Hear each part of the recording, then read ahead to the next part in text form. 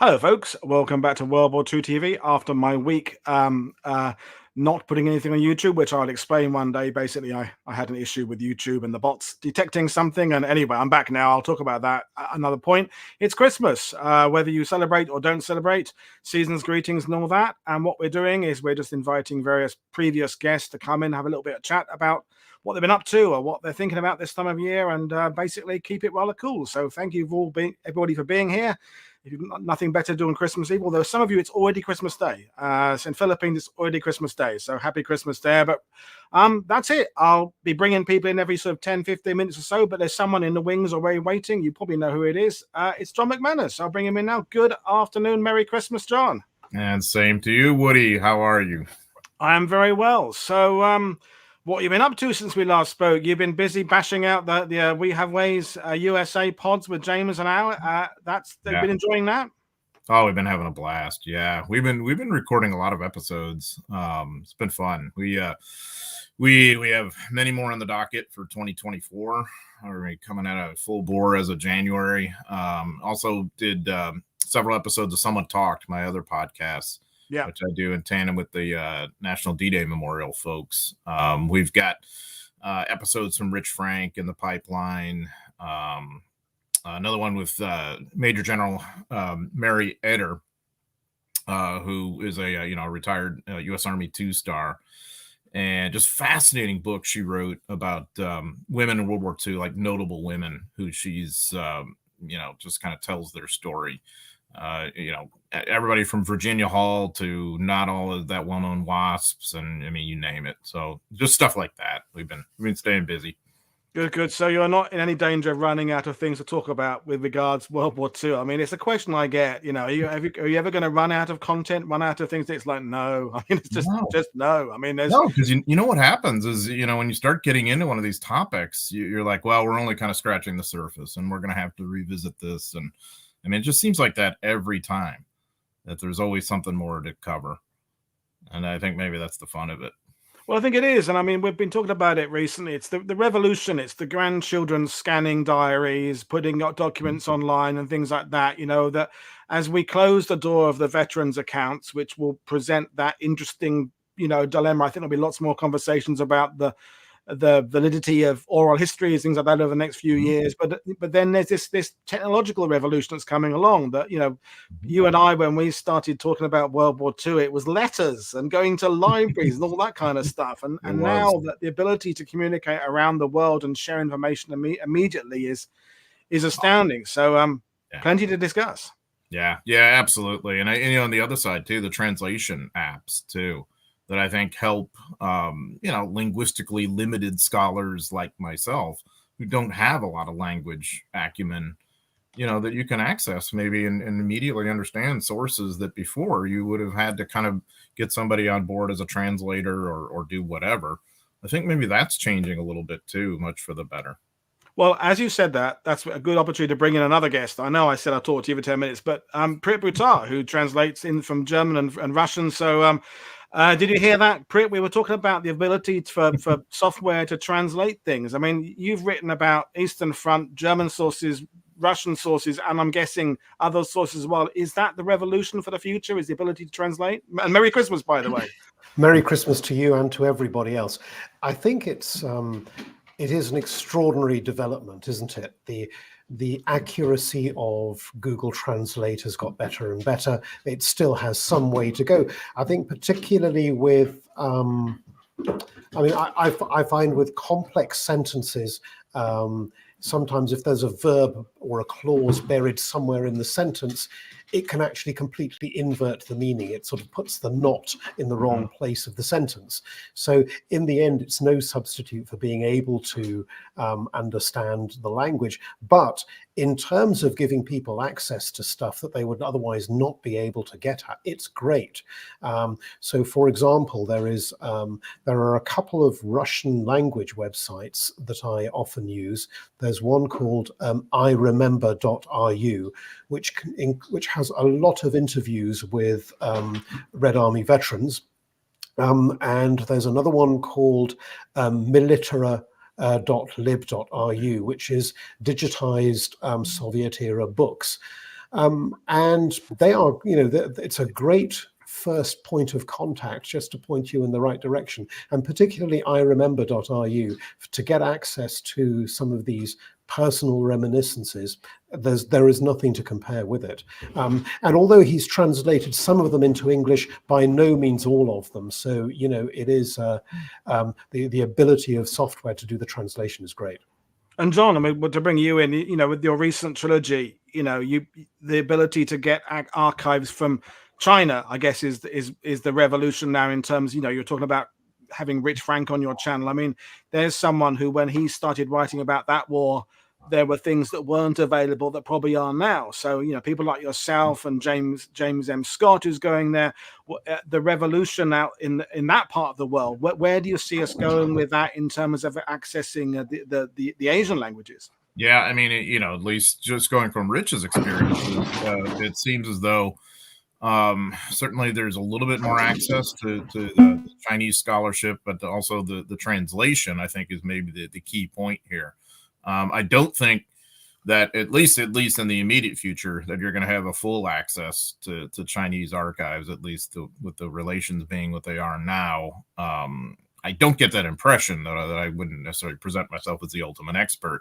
In my own work, what was a major difference maker is translated Japanese diaries to maybe bring to life a little bit more of the experience of the average Japanese soldier, who I think and I'm saying we just as World War II historians in general, this isn't true of everybody, of course, but I think there's a tendency to kind of caricature them as these sort of fanatics who just sort of die on cue or something. And actually, you really start to get a much greater sense of the human story there, that these were young men who wanted to live, but had these cultural expectations to fight to the death or whatever. And so you see the emotions they're going through. And it's really, I think, some of those diaries are remarkable historical documents that are in some ways more honest than the American diaries, in a sense, because the Americans were not supposed to be keeping them. And they were sort of secret in a way, and some of them were censored. But the Japanese, it was just sort of anything goes sometimes. And so I think that maybe was a fascinating window too. And just to add to the kind of a slight kind of negative way of looking at things is that I'm thinking about when the Holger Eckert's book turned up of all the German accounts from D-Day that we now kind of realize are pure fiction, is that when an archive comes out, when a new resource comes out, I think we all tend to get very excited. Oh my God, here's a new thing. And we tend to, I mean, I speaking myself, I kind of dive straight in.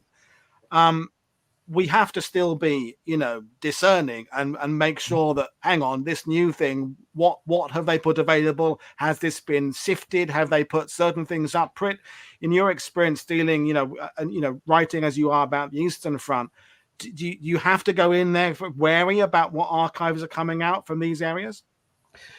Well, the real nuisance for me is that compared to the wonderful era of about 1995 to 2005, many of the archives are now closed or are fiendishly difficult to get at. I have a good friend in St. Petersburg who manages to get access via academic routes and gets me stuff, but even he finds, it's nowhere near as easy as it was.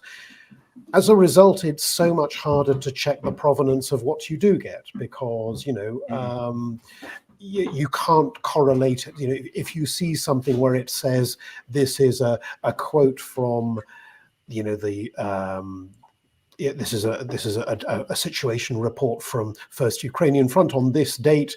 In the past, you might have been able to look the same document up in a different archive just to make sure that what you'd got was the real thing, and more to the point, hadn't been very carefully edited to make a particular point. Now it's practically impossible. And, I am aware that it's a matter of just being very cautious about that. And I don't know. I mean, I'd love to hear people's comments in the chat.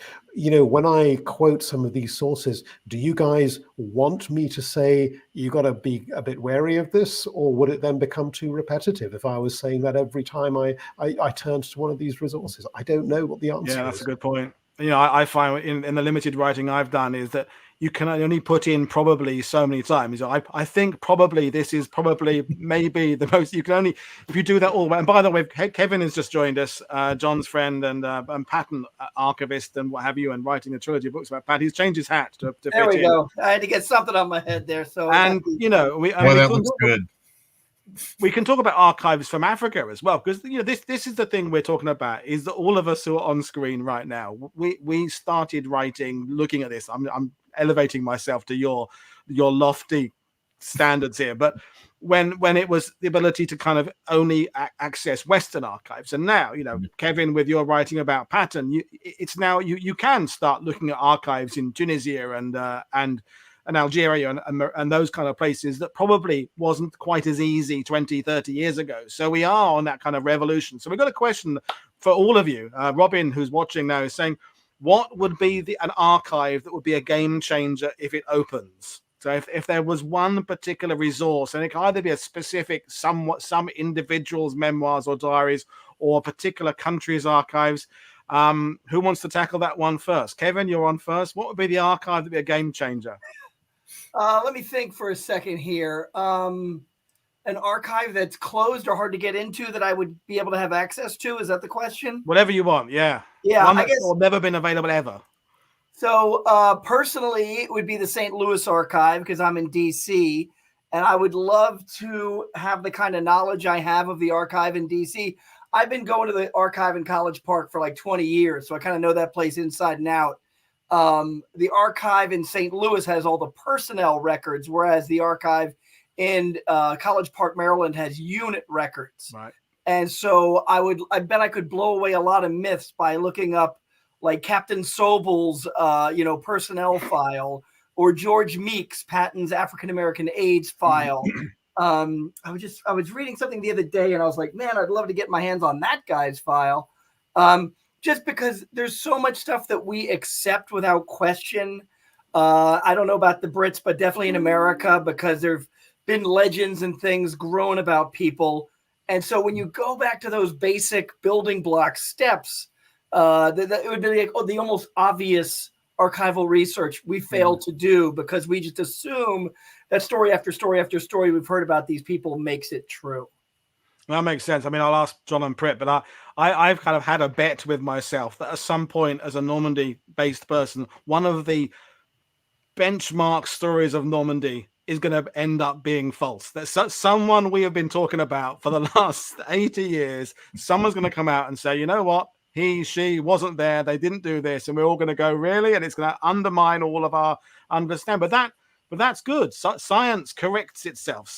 That's what science does. And history is doing that same thing. We talk about it a lot, about the dark eras of the writing, that the Germans are so masterful and the Allies were so hopeless. And we're out of that era now, but we're moving into other eras, so that's interesting. But Prit, I will bring you in there. So what archive would you love to see suddenly be available on your computer?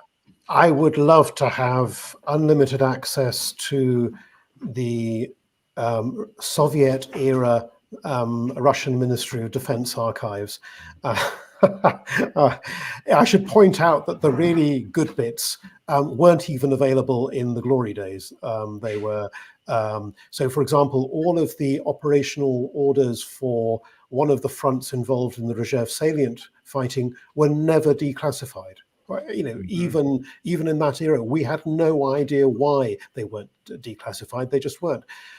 If I was being conspiracy minded, there was something that was really unfortunate, I suspect the reality is rather more prosaic, and that they'd lost them, and therefore they claim that they were classified.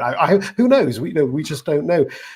Personally, in terms of just one archive that I would personally find really interesting is one of the stories I have attempted to unpick relates to the closing days of the war and the sinking of a ship called the Cape Arcona, which was hit by RAF typhoons. Oh, yeah.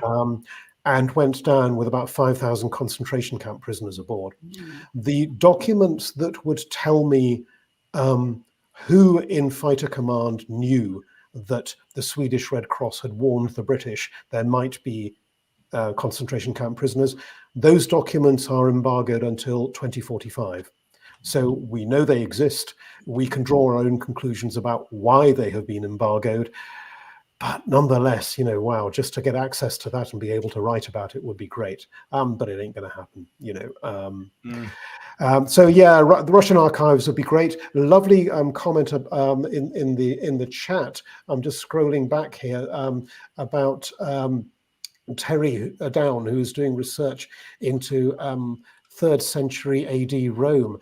And here's another interesting nuance to this. In Terry's case, obviously an awful lot of the historical writing of that period has gone.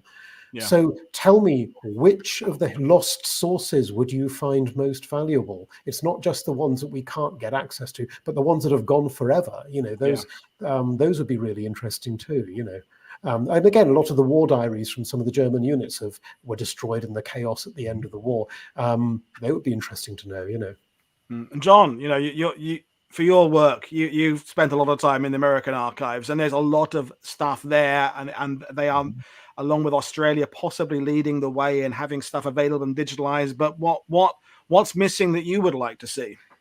Well, I sort of echo Kevin that I think the National Personnel Records Center, while not completely inaccessible, is difficult to deal with. And of course, they had a disastrous 1973 fire that consumed a lot of the Army personnel records and whatever. But at the same time, I get the sense that maybe it's an underutilized resource. For the company morning reports is another example beyond just the personnel records.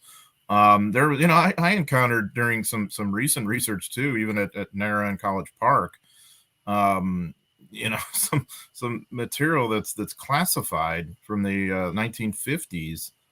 Then I'm like, I really don't understand why this has been classified later on. Like, in other words, I'm not explaining it well, but the material, in other words, had been available for a couple decades. And then as of like 2006, things were removed from the files and all of a sudden classified again.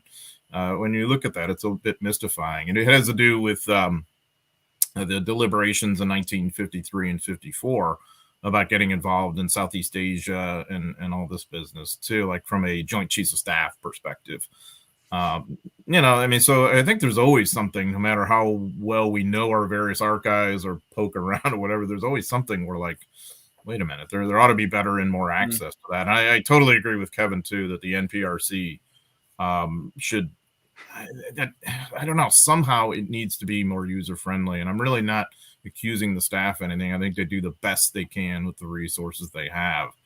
I just don't think it's as utilized as a source as it should be. Like Kevin's point about if we looked at the 201 file or something, we'd probably find things to be a little bit. Sixth guest. Well, 4 humans, 2 dogs. My 2 cats can't be asked. They're in the other room. They don't give a shit. John, where's Gavin, man?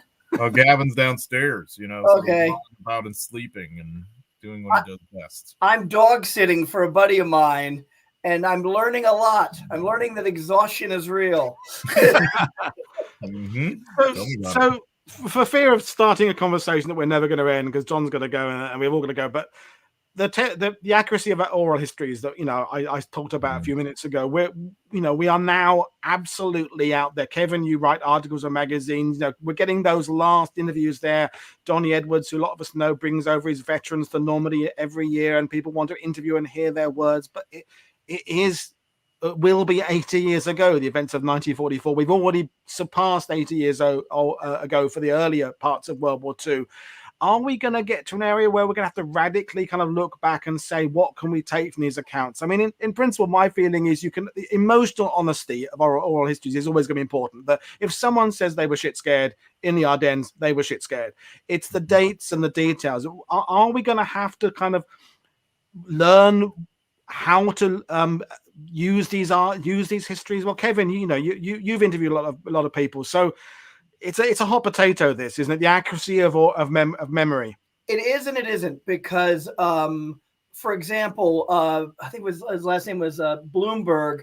It was a tanker in the 2nd Armored Division that I interviewed, and I was very skeptical when I interviewed him because I had just outed a faker.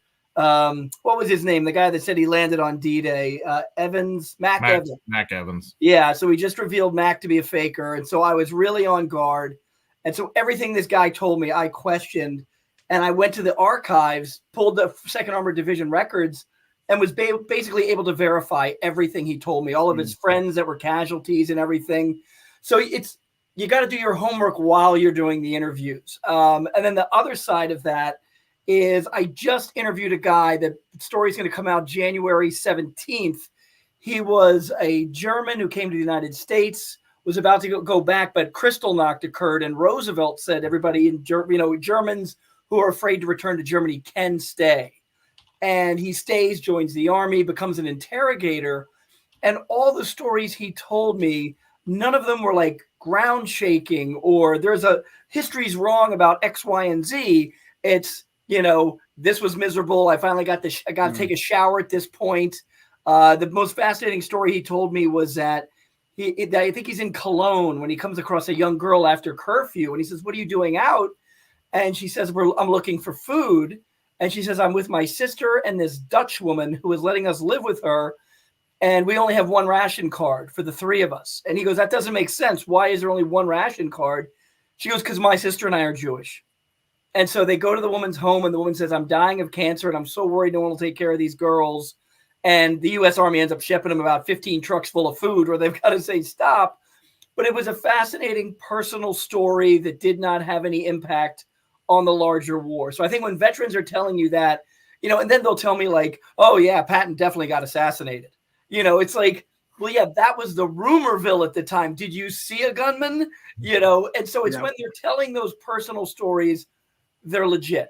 Well, that you raise a good point there. Just because a veteran says one thing that's completely ridiculous doesn't dismiss everything else they're saying, is it? But it does kind of your radar goes when you go, "Oh, okay, so they know that." The best example of that, Belton Cooper, I think it was with the 3rd Armored Division or 2nd. That's already come up in the sidebar. Yeah, Belton Bloody Cooper, as he's known in my head. Yeah, so Patton says no to the Pershing tank, and who was it?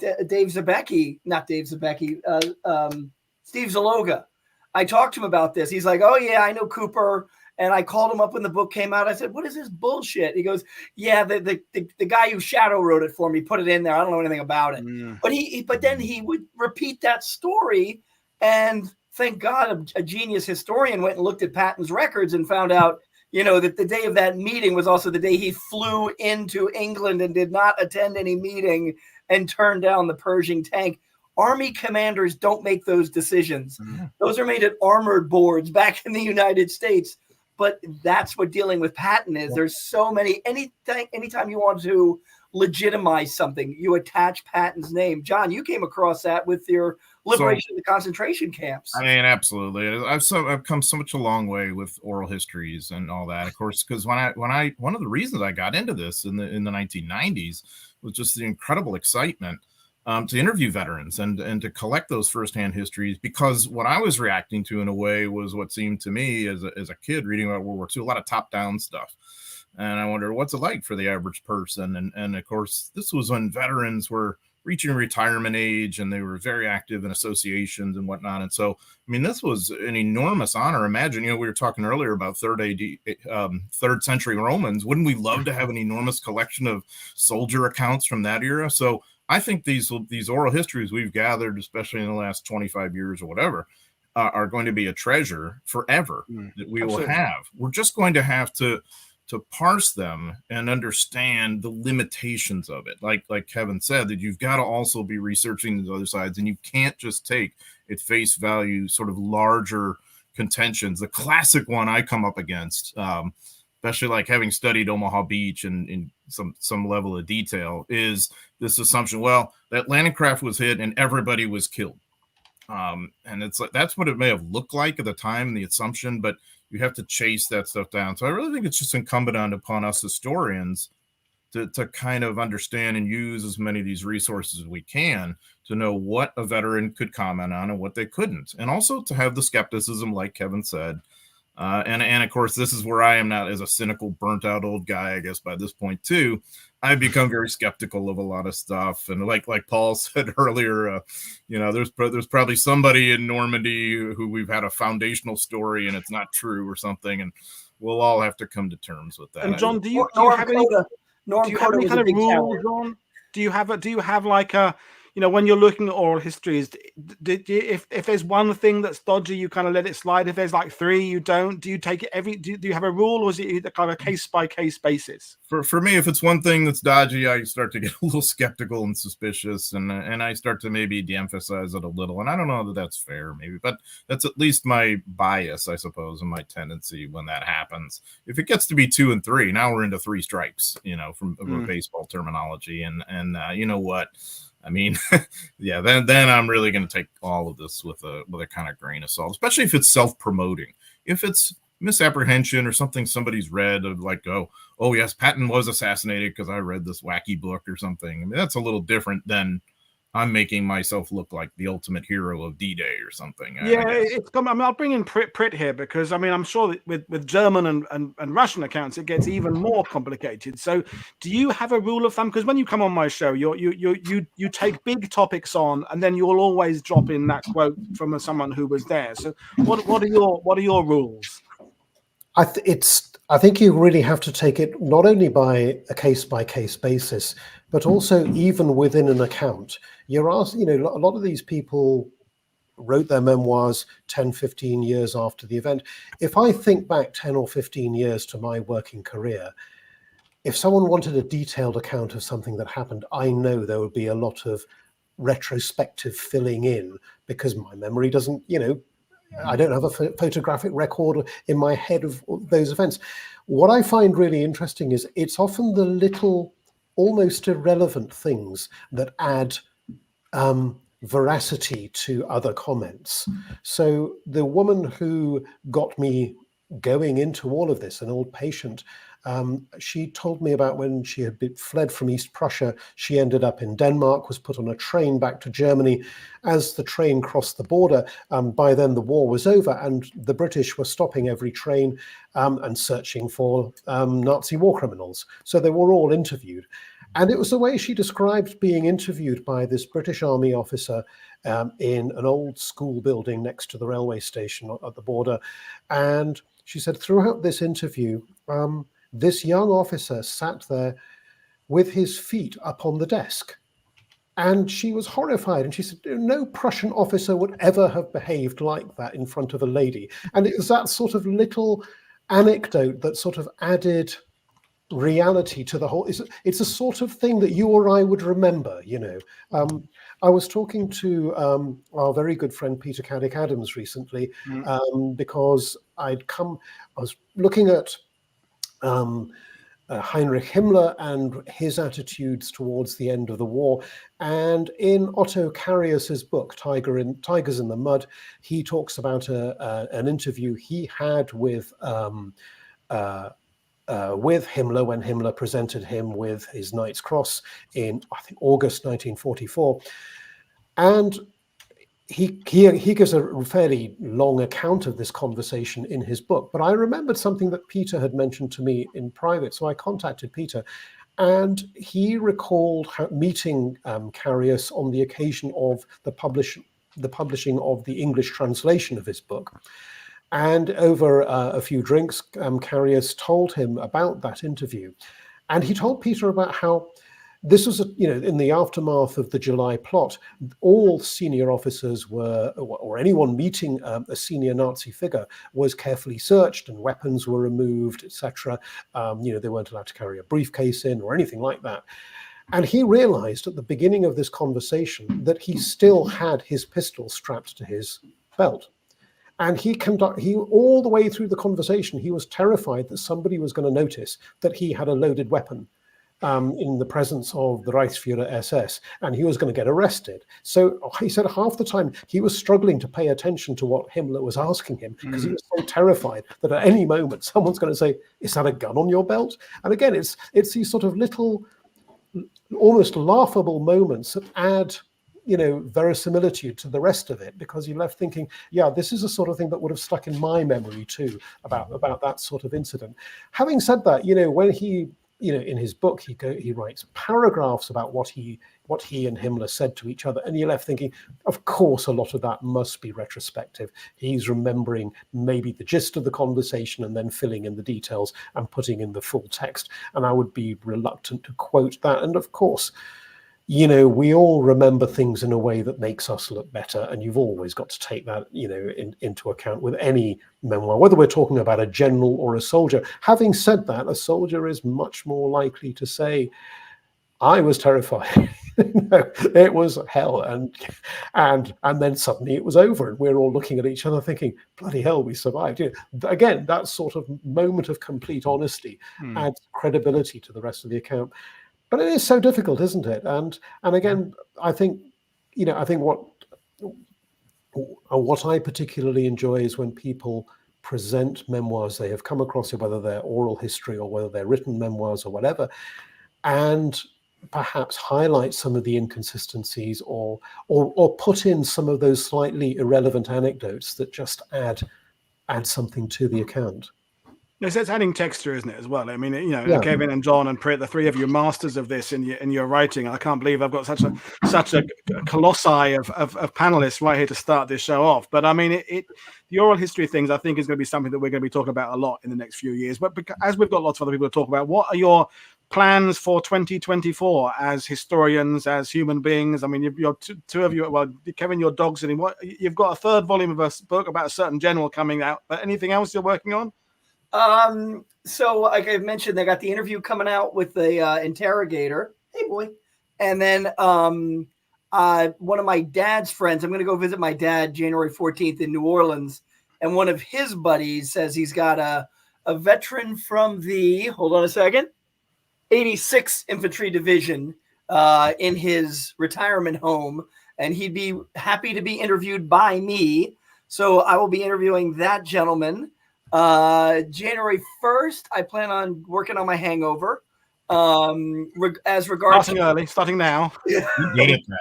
Preempting. Yeah. And then regards to old George, so he just in volume 3 just captured the German city of Trier, March 1st, 1945. So I'm getting close to the Rhine, and hopefully I can close out the war by May 9th.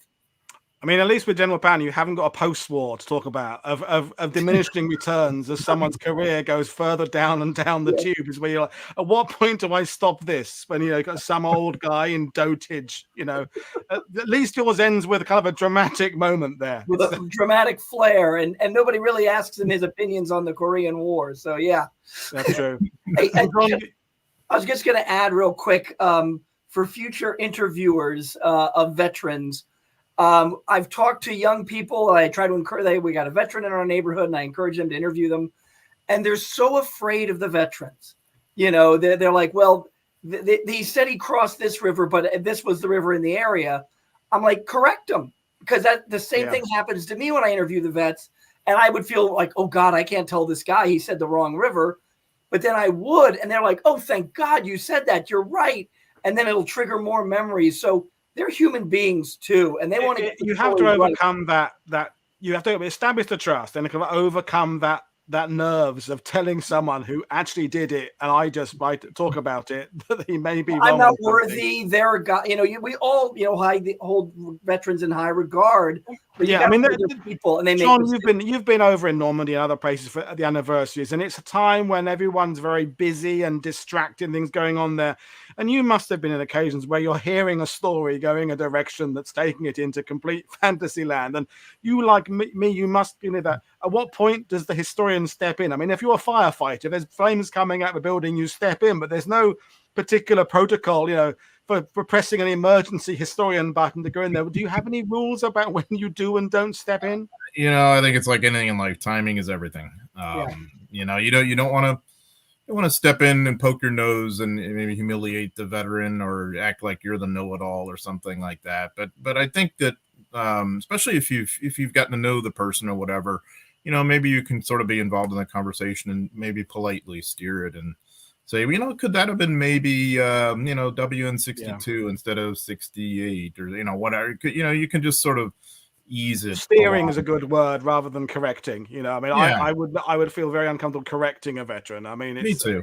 out of it's, respect, you know, at the end of the day, they were there. I mean, I'm going Exactly. against what Ridley Scott recently said about his Napoleon movie, and none of us were actually there in World War II. But at the same point, there are facts that we can have as a framework to kind of pin the things to. You know, we do know where the ships were on D-Day, for example. We do know these things, and we can start say, okay, you know what, this is actually you're slightly off here. Here's where you are. But John, I'll let you go first because I think you've got things to do, and I've got loads of people coming in there. But it's been great talking to you, and it's always best to leave people wanting more. And I will have you back again next year talking about stuff, because think about 80 years on from 44. So much to talk happened about. in 44. Absolutely, that's the lodestone. Yeah. I look forward to it. It's going to be fun. Brilliant. Well, I will see you next time, and I've got another guest coming in a few minutes. But Kevin and Prit will carry on talking to you for a minute. John, it's been great talking to you. Merry Christmas. Love to Nancy, and see you next time. Thanks, Woody. John, be good, man. Great to see you, Kevin. You too, Prit. Take care, everybody. So while we're waiting for someone else, Kevin, you an unexpected guest. Prit, Eastern Front, what's up for you next year? Are you your travel plans are still kind of on hold because of access to places? What's on the door on the horizon for you? Volume 2 of my Leningrad saga comes out. That's going to be published next year. It's already written. It's already with the proofreaders at the moment. I'm waiting for the inevitable 11 pages of questions and corrections to work through. That will be. There is a completed manuscript for Operation Bagration, which is in the pipeline. I don't know when Osprey will do that. It's one of these things. I can churn out books, or I can do the writing, but I sometimes forget all of the industrial effort required by the publisher actually to turn that into something that's publishable. So it has to join a queue and go through the process. So I hope that'll be out next year, if not early the following year. And I've just finished literally just finished writing the first draft of a book about entitled Into the Reich, which is January to March 1945 on the Eastern Front. And that's well, when I say I've finished it, I've finished the actual sort of narrative text. I'm now taking a couple of weeks off so I can then start rereading it and realizing how much I need to rewrite it, and then start that process. In terms of travel plans and things for next year, oh my goodness, Dan Friedman. Hello, Dan. Good to see you. Long time, mate. In terms of travel plans for next year, I'll almost certainly be going back to Estonia. I do battlefield tours there with NATO's Allied Rapid Reaction Corps, though I understand they're struggling with budget cuts. So I'm not sure whether that's their opening negotiating gambit on discussing how much they're going to pay me, or whether they're actually looking at scrubbing the whole thing. We shall have to see. And there is another person I've been in contact with who is organizing a civilian tour of the Baltic states. And if that happens, I'll be his resident historian. And should that surface, I'll certainly let you, everyone here know, so that at least they have the option of joining that tour. But his plan is to take a party around all 3 Baltic states, because he'll be catering largely for an American thing, or for an American audience or American customers. So if people are going to fly that way across the that far across the world, they'll want to do all 3 Baltic states rather than just one. So yeah, it's going to be a very busy year. We shall just have to see how it pans out. Yeah, and as I've got two people on screen who are both writers and also take people on battlefield tours, Kevin, do you approach the battlefield touring with a kind of a completely separate part of your brain? Is it a different job entirely? What's the overlap? Because obviously you've got time constraints on a tour. I know you have word count constraints with a book, but do you consider it the same job, or is it very different vocation, if you like? Yes to both. It's very different and very similar because I really do the general patent tours, across Europe. Obviously, this summer, I'm going to combine it with the 80th anniversary of D-Day. So we'll spend a big chunk of time in England and then Normandy. And then while everybody else goes to Paris and the Netherlands, we're going to follow Patton sweeping around France. And that was a big impetus for the book, or the books on Patton, is, going to those battlefields, interviewing veterans, obtaining all this information. And, it's funny because every year I'd be up every night till 10 studying for the next day and everything. And with the publication of volume 2, I realized I don't have to do that. I mean, I've spent, I've been up to my elbows in archival research and everything, putting these books together, that I don't need to cram anymore. And what I've also come to realize, and I'm sure you guys have seen this too, the people really just want to see the sites and give and be given some context. So it's like, here I've done miles of research, and they're like, tell us about Patton's dog. So sometimes less is more, isn't it? You want to outline everything company by company, and actually they're kind of happy to just take photos and kind of take it all in and use it as a frame of reference. And Prit, with every time we talk about the Eastern Front, we talk about just the enormity of it. And I mean, even just when you're going anywhere near there, it's only just the distances involved. So do you approach, taking people around the battlefield differently? Is it a different hat you wear metaphorically? I think the thing that I often wrestle with is understanding that whilst I'm immersed in this, and I live and breathe every second of it, and I know exactly what unfolded. It's a matter of trying to put yourself into the head of the other person, of your audience, so that you can, you know how much detail to go into. So when you're talking about a particular, you're on a particular site and you're talking about something, how much backfill do I need here? How much backstory do I need to make this understandable? Or am I telling them stuff they already know? And, even with professional military tours, nobody does the reading. You prepare this reader and maps, including the guide. I find in my case, well, you've gone to the trouble of giving them all this background stuff, and they just turn up and say, "Yeah, I didn't get around to it." And you just think, and then there will be some who have. So it's a matter of trying to find it. For me, that's perhaps the thing that I find tricky, and that I have to work on in terms of just balancing that. I mean, the thing about reading a book is, I'm using myself, is we all read it at different paces. And it depends on my knowledge about the subject. So when I'm reading your books, Prit, I tend to have Google Earth open if I can, because I'm less familiar with I have to have it open when I'm writing them. So. Yeah, right here. If I'm reading, about Normandy, I don't have to have that open because I have that visual frame of reference there. So, but on a tour, of course, everybody has to work at the same space because you've all got that same length of time at the place, and then you're going somewhere else. So it's a little bit difficult and to do that. So and then there's the different difficulties of adapting it for an audience. And as we're talking about tours, we're going to bring another guest there. So we're bringing in Leitch, Tab Talbot from Band of Brothers. Matthew Leitch is in the house. So behave yourself, Matt. You're amongst respected historians here. So yeah, all right, fellas. So we were talking about hello, Matt, and we can let you talk about your tours in a minute. But we were talking as historians and authors and things about taking battlefield tours. You're an actor who takes people on battlefield tours. How on earth do you approach that? I know you hire some very good tour guides for your hire people that know more than me, Paul. Basically, how do you cope with that? Because you've got people on a tour who want certain level of information. You've got guides who have a huge amount in their heads. What's your mantra for that? Just let people who know what they're doing do it. To be honest with you, there's a certain expectation of people who come on a tour that's a Band of Brothers tour.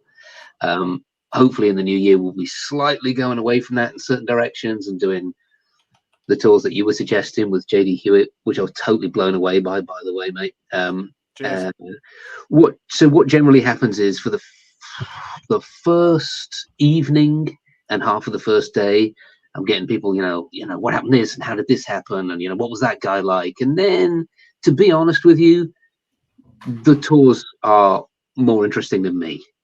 So once we get to the third site, especially for somewhere cool like Normandy or in the Bulge, if we're doing the Bois or something, I become very much a secondary feature, and then basically my role is that of the USO. Just sort of kind of like keep the energy up and that kind of thing. Song and dance act, Pretty much, yeah. You have learned an incredible amount over these last couple of years you've been doing this, and you know it's rubbed off on you actually on the location. But you've got to, you know, you have been reading and researching and stuff. You know, you have on your own podcast and stuff. You've had some pretty serious guests there and historians and people. So, you know, you've come on. I'm sounding incredibly patronizing now, but you've all done very well. But you have though. You have learned a lot. You sound like the report I never got from school. Yeah, well, the thing is, Woody's, I'm like all of us. I'm basically just a history nerd. Aren't we all? But I'm not a very well educated history nerd. So, like, I went from the Band of Brothers stuff. Like, you know, we were given all the dossiers, and you learned stuff, and from everybody, you know, everybody gave you information. Everything's all very interesting, but it's been sort of in that sort of bubble for a while. You know, I started doing tours, not by myself. I was asked to guest on different tours and that sort of thing. And it's all very good, but I didn't learn a great deal outside of that. And then when I started to, when I hooked up with Leighton, who's my business partner, he's a big history head. And the more we could learn outside of the sort of like band stuff, and it's cool that everybody uses that as an entry point, as you say as well, but the more I can learn, the better. And so whenever we do our tours, and when we did a tour with you and you guided, and it was freaking brilliant in Normandy, my remit to all the guides is always, okay, this is a band tour and we've got this cast member with us and we'd like to hit those checkpoints, those tick points. Yeah, everyone's going to want to go here and everyone's going to want to go there, but can you please take us somewhere that the other guides and the other people don't go to, and tell us some stories there? What would you like to hear if you were on that tour? That's kind of the way I approach it, because then I get something out of it as well. Yeah. And what was really cool on the tour that you guided as well, it was really good, because I think you thought you were walking a line, but actually I think everybody really wanted it, is that you did all the myth busting as well. So it's like, you know, in the show, yeah, this happened here. There's steam coming out of my ears because that's not what happened here. Now let me tell you what actually happened there. But you did it in a really cool way, because people do want to hear that. They don't want to hear you just, you know, read the script from episode 3 and point to buildings. Do you know what I mean? They do want to learn stuff. So yeah, it's all been very, very interesting. And for those of you, sorry, I'm mansplaining your own stuff here. Go ahead, just do the plug. Okay, well, yeah, for those of you who didn't hear Woody's live stream with JD Hewitt the other night, he had this great point, which is that everybody does Normandy wrong. And that in fact what you should do. Well, no, you do it right, Kevin, because you go inland. That's that. Yeah, that's I the was point. singing. His point is that you know, everybody just, you know, ticks day one, and then there you go. That was about the Normandy over with. It's the inland stuff that had me really fascinated. Well, yeah, that's, while you're here, Matt, and while we've still got Prit and Kevin, I mean, all three of you with what you talk about, there's an obvious inroad there. You know, Matt, Band of Brothers TV series seen worldwide, that has had more people seeing Band of Brothers than have read every single one of my World War II TV guests' books combined together times 10. I mean, that's going to be the math there in that. And Kevin Patton, as you said, you always make that people ask about the assassination, they ask about the dog, but people do know Patton. They know it from the movie. And Prit, with the Eastern Front, it's probably Stalingrad is the thing that people have as a frame of reference, and then, you know, and the brutal winters. How important is, at least if there's an inroad, there is a road in? That's the positive way of looking at it. So Prit, I'll bring you in first. You know, with the Eastern Front, you know, Stalingrad, that kind of thing, is that the thing people know about first? Yeah, sorry, I'm just officiating over a puppy war. Yeah, puppy war, cool. I think televise that. I'll get more views than us talking. I think it is, but in the end, I think it's always helpful to have. Yeah, that's just. I look forward to my puppies being that tired, you know. Yeah, we're talking about dogs here, right? This isn't. Yeah. Okay, good. To be honest, it doesn't really matter how people get there. You know, if they come to me and, oh yeah, Eastern Front, that's all Stalingrad, right? Or it's all Kursk or whatever. That's fine. As long as they're interested, then it's a matter of, would you like to know about what happened next, or what led up to that, or whatever? And, you know, it's, I think what I'm always struck by is, whilst understandably people are absolutely riveted by Normandy, by the Western battles, by Asian battles too, because that's where their relatives fought. That's where people they know were involved.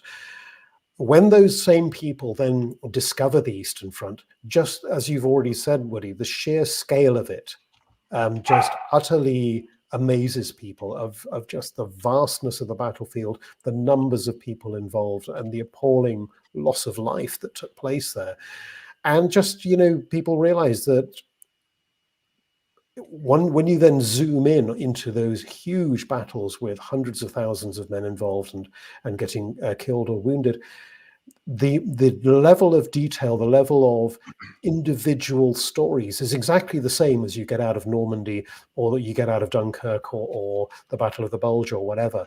But there's just so much of it. There are huge stories to be told. So I don't really mind how they get there, so long as they realize that, actually there is more to it than Stalingrad or Kursk. Yeah, we had a good point, and I'll bring Kevin in. Dan Friedman, who you just said, I feel it seems there was a strong element of performance to this history presentation. I think that applies performance. I think you'd always easily add storytelling to that as well. It's all very well having facts. It's being able to communicate those facts in a way that people want to turn on the page. They want to learn more. And believe me, with what I do, there's some very dry history that I get sent, and I think, oh my God, there's a story in there, but it's hidden behind what text that's hard to get through. And Kevin, as again with battlefield guiding and writing, it's about how you tell it, isn't it? It's about, is there an element of performance involved in the writing and the touring aspect? Yes, because you got to make it about people, not the specs. You can do a little bit on tanks, comparing how the thickness of the armor, the size of the cannons. But when you start talking about radial engines and superchargers and things like that, you lose the audience. You've got to keep them engaged. That was a big lesson I learned early on. I was trying to get them all over parts of Normandy, to get all the stories in.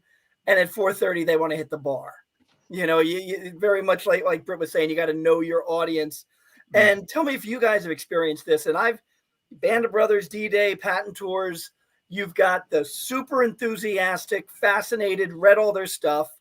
You've got the nice people that have a slight interest, saw some TV shows or a movie. And then you've got the people that are just irritable and not happy. And That's the guides, isn't it? Say what? That's just the guides, isn't it? Oh, no. You're just describing Woody as all those things. He's just I'm in the middle of that Venn diagram there, yeah. Because I used to think, God, if I just didn't have these couple of irritable people on the tour, it'd be great. But I've learned you can't think that way. You're always going to have that group, and, it is the storytelling. It is the way you set it up. It is the way you draw it to more popular things that your audience understands, because they're not going into archives for hours. They're not, rewriting sentences and stuff. They want to learn and be entertained. And the better you can do that, the better you're going to get an audience for some of us the next year when you go back to Europe. Yeah. And I would say from the perspective of what we do at We Happy Few and that we do the tours there, that perhaps, and I hadn't really considered it, that would be my role, is that for the first day or the first half of the first day, I try as much as I can to mold them into a group where you don't have those disparate elements, where you don't have the grumpy guys and the nerds and everybody else. And I do that basically by telling jokes, telling stories about band, trying to get everybody involved and everybody on the same energy. And then once I get them off the bus, then I just walk off and let the guides do the thing. Do you know what I mean? I guess I'm like the warm-up guy or something. Larry Sanders, but it is quite important. It's quite important to get them in a state where they aren't all these disparate groups. You don't have the three guys who want to know the specs of the tanks. You don't have the three guys who want to know where lunch is. You don't have somebody wandering off to kind of do their own thing and pee behind a bush and stuff. You've kind of you got to get them energized so that the historians can do that thing.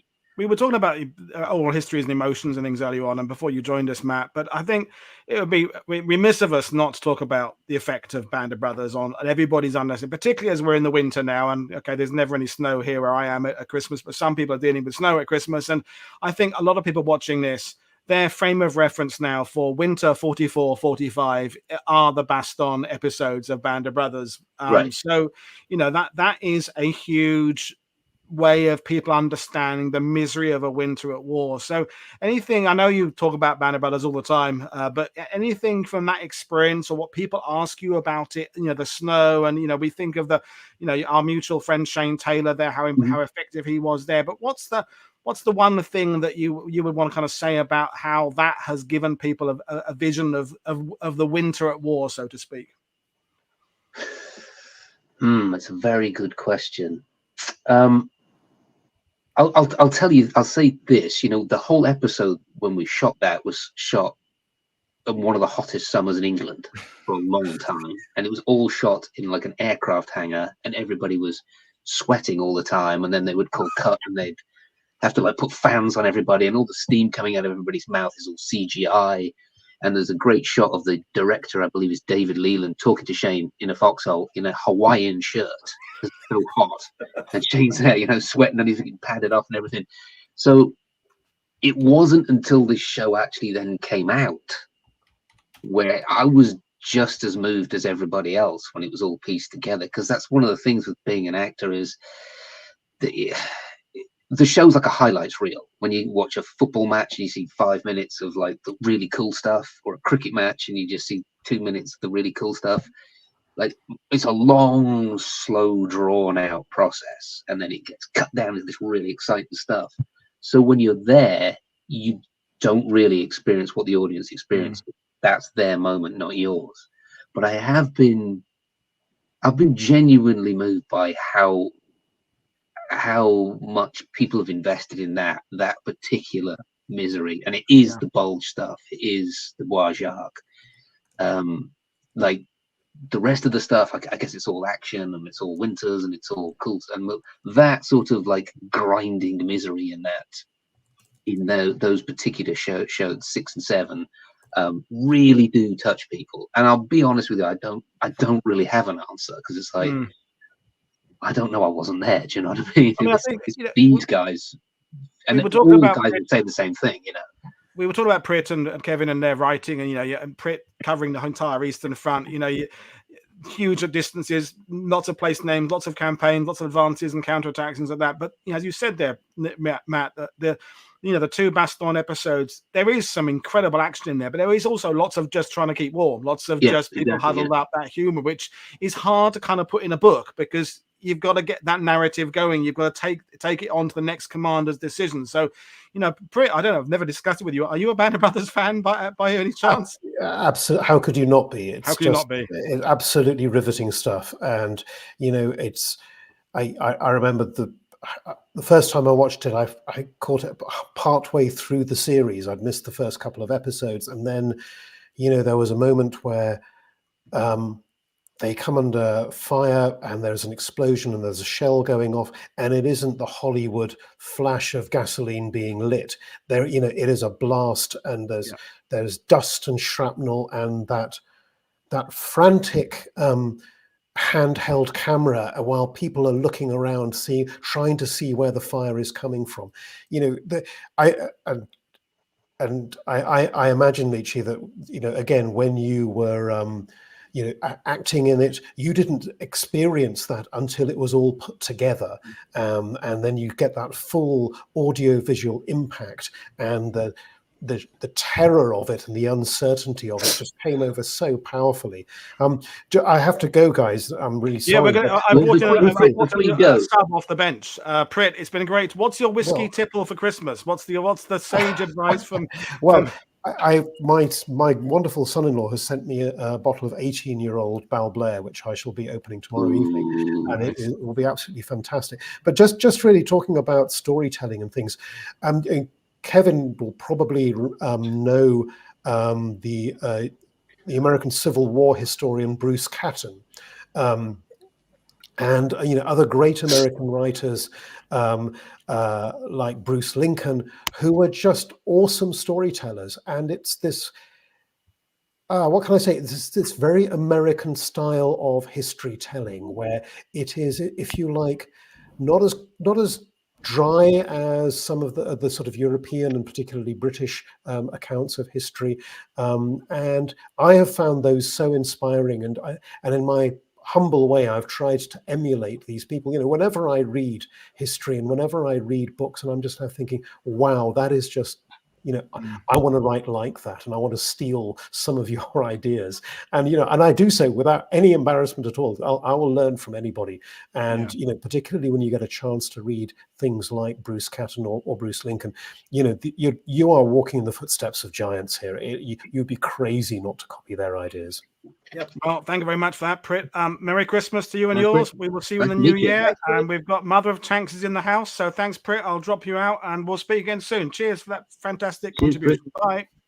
I will say, though, that yes, he is correct. You don't get the full effect until you see it cut together. But when those big bloody explosions are going off near you, it does. It gets your adrenaline. Still getting a bit of peat out of your ears. Is there still there? Some in there somewhere. Bits of peat and explosions.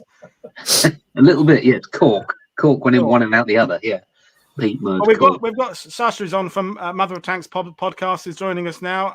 Welcome, Merry Christmas. The only one with actually gone to the effort of having a Christmas tree in the background. Come on, professional. I mean, I only have so much room.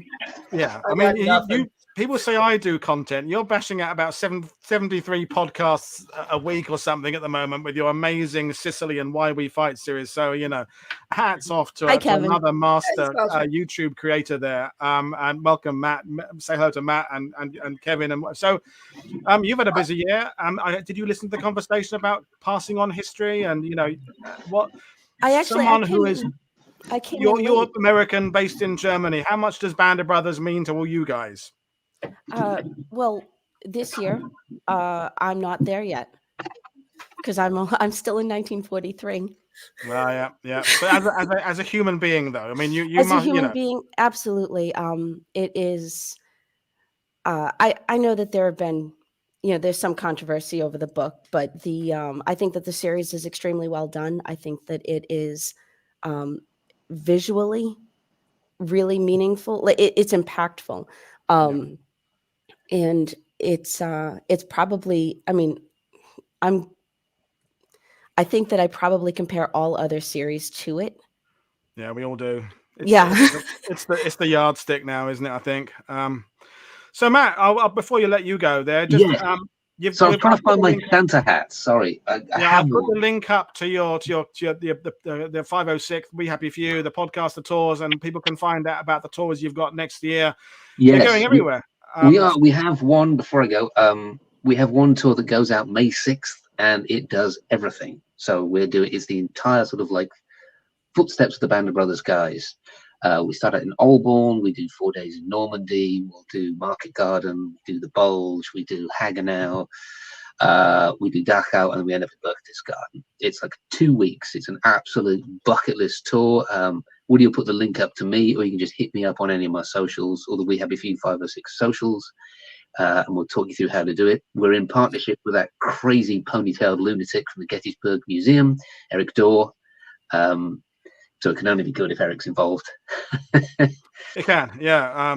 And yeah, so we'll all. I've already put the link in the sidebar, but I'll put it in the full description when I finish talking to everybody. But happy Christmas and all that, and I will see you that next year. And it's been great talking to you, and thanks for sharing some of your Band of Brothers experiences. And you must be sometimes fed up with talking about it, but you love it as well, though, don't you? I do. Yeah, absolutely, I do. Yeah, no, you can ask me anything, and I'll come back anytime. Woody, thanks for having me. Okay, so cheers, man. I love your stuff, man. Kevin, nice to meet you. Nice meeting you too. Take care. All right, bye. So, we're down to 3 again. Although I think someone else is going to be joining in a minute. It's all running behind because everyone's so popular. But Kevin, have you been on? You've been on Mother of Tanks, haven't you? You've been on the podcast. Yep. Yeah. Yeah, you've been. Yeah, I'm going to be on it again at some point. Right? We have to keep talking more Patton. Yes, everybody does. But I will say this about Band of Brothers. I probably wouldn't be a tour guide if it wasn't for Band of Brothers.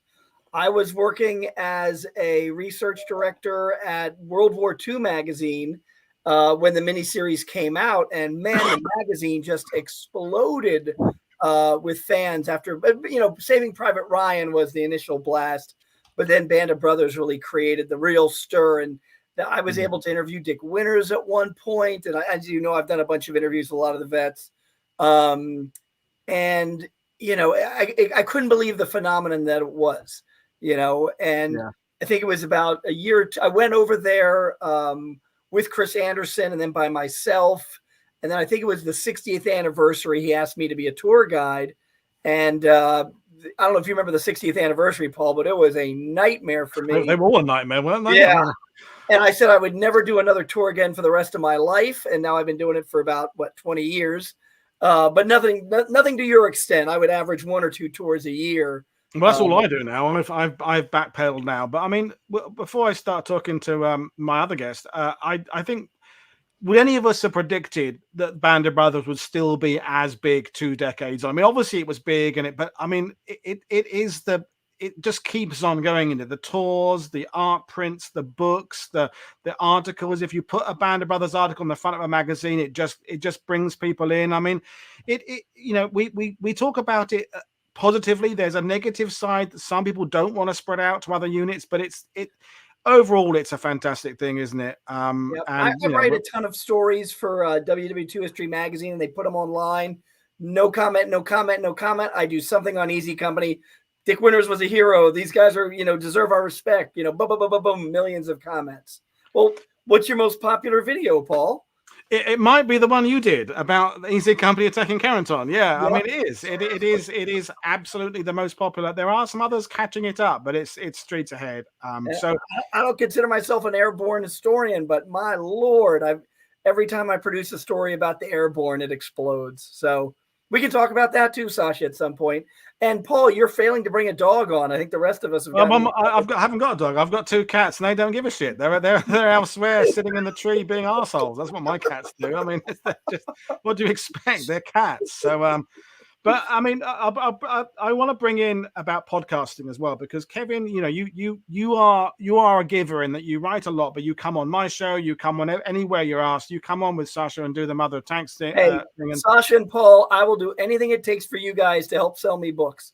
Okay, but okay, that's. I was going to say something nice, and you've made it sound cynical and mercenary. Now you've made it sound like it's all just about the cash. It's never about the cash. But let's have a serious conversation now. So for those who don't know what you do with Mother of Tanks, you've trying to tackle this in real time, and you only tackle things 80 years on, and you bring a lot of serving military and military historians to talk about these subjects. So I mean, you came on World War II TV, whenever that was, 6 months ago, a year ago, I don't know when the hell it was. Sometime in the past. It was this year. It was this year, wasn't it? Yeah. But how's it going? I mean, you're putting out phenomenal content there with phenomenal guests. So how's it going? Well, I'm a little sick right now, so I do keep muting myself so I can cough. But I fell a little bit behind, so I still have like 20 episodes to get out. But I released. I'm working on the 88th episode of my planned 24 episode podcast. So yeah, so your math is as good as mine. I did 12 minutes for Christmas and ended up being 26. Yeah, no, I made a joke in an episode that I recently released that like my plan for the podcast went about as well as how Putin plans wars. Yeah, okay, that's comical. Yeah, and it was so I think in all, depending on if any of these episodes that I have left to edit are 1 or 2 parters, I'll probably have like 110 to 114 episodes for this year. Wow. Yeah, it's a lot. Most of them are an hour to 2 hours long. None of them are over. Only one of them is over 2 hours, but I realized that if they go over 2 hours, I can't use the Headliner app to make the little clips. And so I try to get them all under 2 hours. But yeah, it's nuts. This is the 3rd year that I've done a year-long podcast. You guys might be able to hear Pixel growl when he's playing with toys. I think that's Kevin playing with toys as well. He can't concentrate without having a toy to play with. Anyway, I'm going to bring in a 4th guest because Tunisia is going to come up into conversation because Trevor Sheehan's been on World War II TV. Good evening. Merry Christmas. African Stalingrad on Twitter. So, the 3 of you have all talked a lot about Tunisia in the last 12 months in terms of World War II. So it's worked out quite well that you're all here at the same time. So sorry to kind of cut you in mid-flow about the podcast there, but Tunisia, I would say, is one of those less talked about campaigns that should be. We talk about El Alamein that preceded it, and we talk about Italy that followed it, but I think Tunisia, it's all about Kasserine and past and everything else is wrong. So I don't know whether you've met Kevin, Trevor, but Kevin, Trevor was in the Rid, where the photos Patton took of Trevor's been there, and I was going to put you together because Trevor spends a lot of time in Tunisia, and Kevin, you've been there once or twice. But anyway, hello, say hello to everybody, and yeah, hi Sasha. Hi. Hi. So actually, Kevin, have you've been to Tunisia? I take it. No, I haven't been to Morocco. I was planning on going to Tunisia, but there was this little thing called COVID that kind of waylaid my plans. And then I started working on volume 2 of my book and had to move forward. So no, I plan on getting there at some point. Well, I was actually in Morocco in September for a 4-day wedding, and it was some American friends and British friends who were getting married, and it was an all expenses paid trip with my family to Marrakesh. It was just they're super rich, and it was just unbelievable. But you can get bored with 4-day weddings, so I slipped off for a day, and went to Casablanca with the family to go to the invasion beaches where Patton arrived at Fadala. Yep. And it's fabulous. I really enjoyed it, actually. And then the one place I particularly enjoyed, and I don't normally like them, was the military cemetery in Casablanca. Oh, I didn't go to that. Right, there now. It was about a week or so after the invasion. Patton went for a service at the cemetery with the French. Right, I got photos. Yeah, to honour both the French and American war dead. So the Americans were buried there. It's a civilian cemetery, but subsequently, I think after the war, the bodies were removed. In fact, Sasha, your man from the Army Battle Monuments thing, his talk was absolutely fantastic. Actually, wasn't it? I was so happy to include him, and I included him by accident. Okay, it was intentional, but I did not know that that's what he was doing. And another friend who's going to be on another episode that I still have to edit pulled me into a group chat with him, thinking that it was thinking it was Ben Griffin who had done another episode with me. And I was like, and he's like, no, that wasn't me. And I was like, you got the wrong Ben. And he's like, yeah, but I know him. And he's like, do you want to do one on ABMC, the American Battle Monuments Commission? And I was like, yeah, let's do it. And so it just happened to work out really well. Now, it was Sasha, a good one. I heard that one. Don't take this the wrong way, Sasha. Normally, when I listen to your podcast, I listen in sort of half-hour chunks.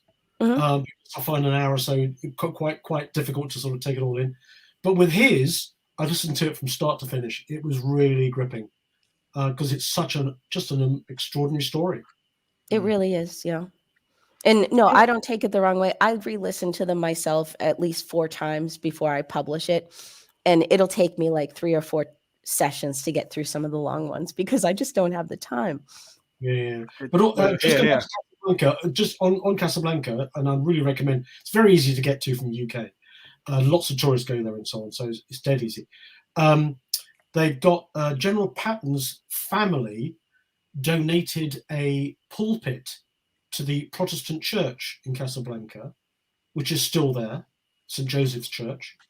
Where they had the Casablanca conference, the American embassy vice consul now has that house where Churchill stayed, and one of the rooms, sadly I couldn't get to it, but one of the rooms is a memorial to Churchill, and they call it the Churchill Map Room, and it's left just how he left it.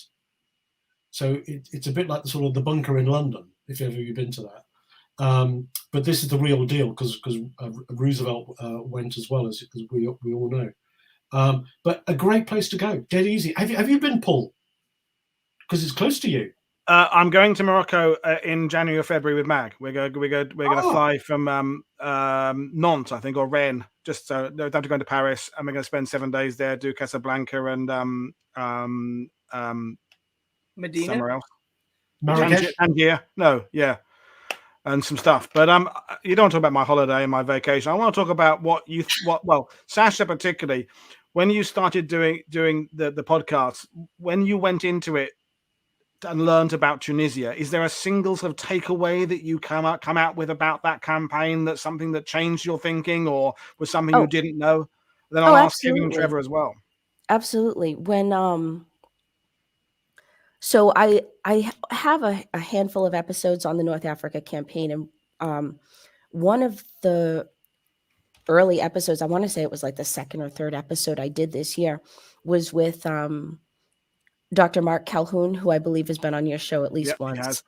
And he had written a paper when he was active duty Army, and on Kasserine Pass, on the German counteroffensive there. And I had asked him, I said, "Hey, is this you?" Because I found it, and it was like 15 years old. And he's like, "Yeah," but he's like, my assessment of that whole situation has changed in the time, since I wrote it. And he's like, "Do you still want me to do it?" And I was like, "Yeah, but I'd like you to, talk about how you see it now." And he discussed it more as because the German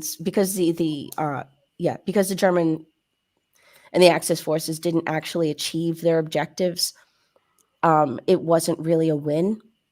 It was more, and because the Allies could prevent that, it was more like a really costly victory, even though, we have traditionally, the last 80 years been, perceived it as this great loss, an embarrassment almost. And it's, so I really liked that he had that other perspective, and that actually, that changed the way that I took, the way that I took in all the other information going through the rest of the North Africa campaign. So that was a big one. Thank you. And Kevin, Tunisia for you, again, we've talked about it on World War II TV, and you've written about it. It's people have rather kind of brought it down to that one action, when in fact there's things that happened before then and things that happened after. So would you agree that it's generally kind of a misunderstood campaign? Yes, and I hate to say this because I hold General Marshall in such high regard, but I think it really validates President Roosevelt saying, we need to engage the enemy quickly somewhere in a place where we have a better chance of victory. So going into Europe is a bad idea. Let's go North Africa. And it kind of validates his theory, because our equipment isn't that good. We've got to weed out poor leadership. Patton, the guy I write about it, he's not a great leader in any extent of the word. He's competent, but he's learning how to use the mechanics of a corps underneath him. It's a learning ground for him too. And it makes the U.S. Army a better fighting machine going into Sicily, and then obviously Italy, and then France. It's a very important proving ground. A lot of things go wrong. There's a lot of pressure on the Americans to produce. Going from a peace mindset to a war mindset is very hard. And to me, it's endlessly fascinating. It's a shame that it does, just like the European campaign has boiled down to D-Day and the Battle of the Bulge, Kasserine Pass, and maybe a little bit of approach. It deserves a lot more research and interest. And Trevor, we've got to bring you in, because you've walked those battlefields more than anybody else, certainly in the room today. And you have been on World War II TV, and I will have you back again in the future. But for someone who's been there, the terrain played an important part of it. Do people just kind of not really understand the Tunisian campaign?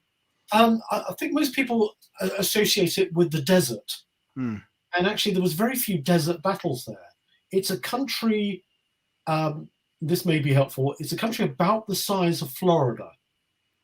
But in fact, only 2/3 of the country were there any battles. And most of those were in the middle and the north. So places like Kasserine, Splita, Sabiba, Tala, where the Americans fought, and then Hill 609 at the end with Bradley. They are geographically very similar to Southern Europe, really. And to go back to your point, Kevin, the American Army and the American Air Force, not so much the Navy, that they weren't really involved in Tunisia too much, but the American Air Force and particularly the American Army, if you compare them in Tunisia up to May 43 with the American Army May 44, they're just two completely different armies from top to bottom, and not just in the sort of the manpower side of things, but in terms of the technology and the weapon systems they had, and how they could bring them to bear was extraordinary. And I personally think the biggest single lesson from Tunisia for the American army was the level of effort it takes to defeat the Germans. So the amount of men you have to have, the amount of material you've got to have, the way you've got to be able to move it. And it was an intercontinental war. I mean, the fuel the tanks used, the American tanks used in Tunisia, came direct from Venezuela. They went by tanker from Venezuela to Casablanca, and then Casablanca transshipped to Tunisia. It was a global effort. So it wasn't some sort of backwater, and that's where they learned their stuff. I think it's incumbent on every new army to get over that idea that, boy, the enemy's going to see what we have and they're going to turn and run away. You know, how many times we heard that and been proven wrong? No, definitely. And I'm probably going to have to kind of say goodbye to some, because I think there's another guest going to be coming in the wings soon. And you've been on, people think I've got you as a favorite, Kevin. You know, you've been here since the beginning now, Kevin. Well, so one of us has to pee in this house, so okay. I'm going to head out. A pleasure, guys. I'll be. It's been great. We'll reconvene again next year, Kevin. It's been great talking to you. Merry Christmas and all that. Thanks for your contributions as always. December 29th. December 29th, I think I'm coming on your show. We're doing something, aren't we? Yeah, I think so. Yeah. And if you haven't mentioned it, you've written books about Patton. I think you only mentioned it about 17 times earlier. So I can pull them off the shelf if you want. But yeah, Patton's War, Volume 1, Volume 2, and working on Volume 3 right now. A pleasure. Okay, well, cheers then, Kevin. We'll say goodbye, and we'll speak again at some point. Take care, guys. It was fun. So two of us left. I think there's Richard O'Sullivan's waiting in the wings to come and talk about 38th Brigade, but I think he'll bring him in soon. But Sasha, before we say goodbye to you and maybe Trevor at some point as well. So the future for the podcast, you obviously lots more content to go. What are your aims long term? Are you going to put them into a book? Are you going to do anything else? Just podcasting? Where's this going? So there's a couple of things that I have in the works that I can't talk about yet. I'm also working, I'm hoping to be able to get into a PhD program in the next year, maybe year and a half. Right now I'm working to shape my research proposal because I'm not sure exactly what I want to focus on, but I'm pretty sure that I'm leaning towards something for the Italian story, because I feel like I could contribute a lot there to the English material on it. And so I have, 20 or so episodes that I still have to edit for this year. I'm working on it. And in January, we'll pick up with Anzio in the First Battle of Monte Cassino. And next year's podcast will probably be just as big. I would like to say that I'm pretty sure that this is the largest combined joint and multinational military history podcast ever. Yeah, gotta be. I have contributions from the U.S. Army, Air Force, Navy, Marine Corps, Coast Guard, Space Force, all the schools at Fort Leavenworth, all the schools at Maxwell Air Force Base, West Point, the Air Force Academy, the Army and Navy War Colleges, the Canadian Army, the British Army, a bunch of Canadian and British historians. I've got 3 Italian historians, an Irish historian, and then a bunch of American historians and educators. I mean, it is massive. I mean, what you're doing is in not just the history; it's just bringing people together. Is bringing people together with some which is a great dovetail to bring in. And someone has just won the best hat of the day on the Christmas show. Richard O'Sullivan has come in there with a fantastic Corbin on there. So Richard, one of the 2 O'Sullivans who write about 38th Irish Brigade out in World War II, and you're going to tell us a Christmas tale in a minute. But congratulations on the hat and Merry Christmas, sir. That's a Merry Christmas to you all. And Sasha, thank you for your podcast. Great. Trevor, for your excellent photographs. Oh, now Trevor's got his hat as well. God dear. And I apologize to my father and his memory for not wearing the cap badge or the hackle. And the Corbin is obviously like a beret now. The Corbin should be very baggy. Yeah, they've got smaller over the years, haven't they? Like my brain power. But we're talking Tunisia, which I don't know whether you heard there, because I mean, for those who don't know, the two of you, you've organised events out, well, you're Mediterranean, Sicily. That you're trying to get the story of these You're doing a similar thing. You're bringing people together. So for those who don't know who you are and what you do, give a little rundown about what you and Ed have been up to the last couple of years. Yeah, thank you. Really, Eddie sends his apologies. He's singing at midnight mass, which is at 6 o'clock in London nowadays. He can't attend. There's a logic there, but I don't want to unravel it. No, it allows people to go to mass. Yes, sorry. About 15 years ago, my father wrote his story, his memoir about his time with the Irish Brigade, 38th Irish Brigade in Tunisia, Italy, and in Austria. And that really, it gave us some skills and knowledge about his memory, and he published it privately. And since which, that time in 2000, he died in 2009, the day I came back from Casino to memorialise the 65th anniversary of his time fighting there in 1944, and his mates who had died in May there. And I showed him a video of the London Irish Rifles Pipers marching along the road to Synagogue, and a tear came to his eye. First time I'd ever seen him with such emotion. And that really set me off and my brother. We had previously done research about his memory. And since that time, we've set up a website. We've been running and filming a film series from Tunisia up to the River Po. And that episode, the last episode, or the penultimate one, which will include Austria, will come out soon enough. And we visited the battlefields in Tunisia several times. When we talk about Tunisia, for us, it's the northern part, which is 50 miles sort of southwest of Tunis, the Jebels, Burad, and north to Gubarat, Mejez, the Jebels near Mejez El Bab, where my father was serving in November 42 to May 43. And they were the first marching troops into Tunis. There's some lovely photographs of the men coming in on the armoured cars into Tunis in May of 43. But back to your question, so over that period of time, the last 15 years, we've gone through a lot of knowledge, and we started, I suppose, from my dad's story. We've had the Irish Brigade, the 38th Irish, has got some great stories written, not all written at the time, but some memoirs many years later. John Horsfell, Richard Doherty's book about the brigade as a historical novel, and we've got diaries of men and letters home to men who were in Italy, including a well-known character featured recently in James Holland's book, Lawrence Franklin Vale, the lieutenant, became a major, whose letters home from Sicily from August 1943 to the day of his death in May 44 were sent, and we've treasured those, and we have those copies. His granddaughter lives in Melbourne, Australia, and she will be joining us in Casino in May of this year. And we have friends, my father's friends who were killed, grandchildren, great nephews, many of whom survived of the men, but many who died. You know, Gillian Morrison, the lady we know well, who's 80 recently.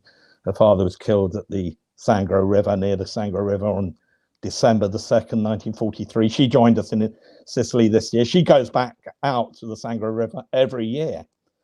Wow. And more, she actually told us recently she didn't know about her father's death until she was 14, because the new parents, or the father, her mother and her stepfather didn't really wish to share that story of pain with her when she was a youngster.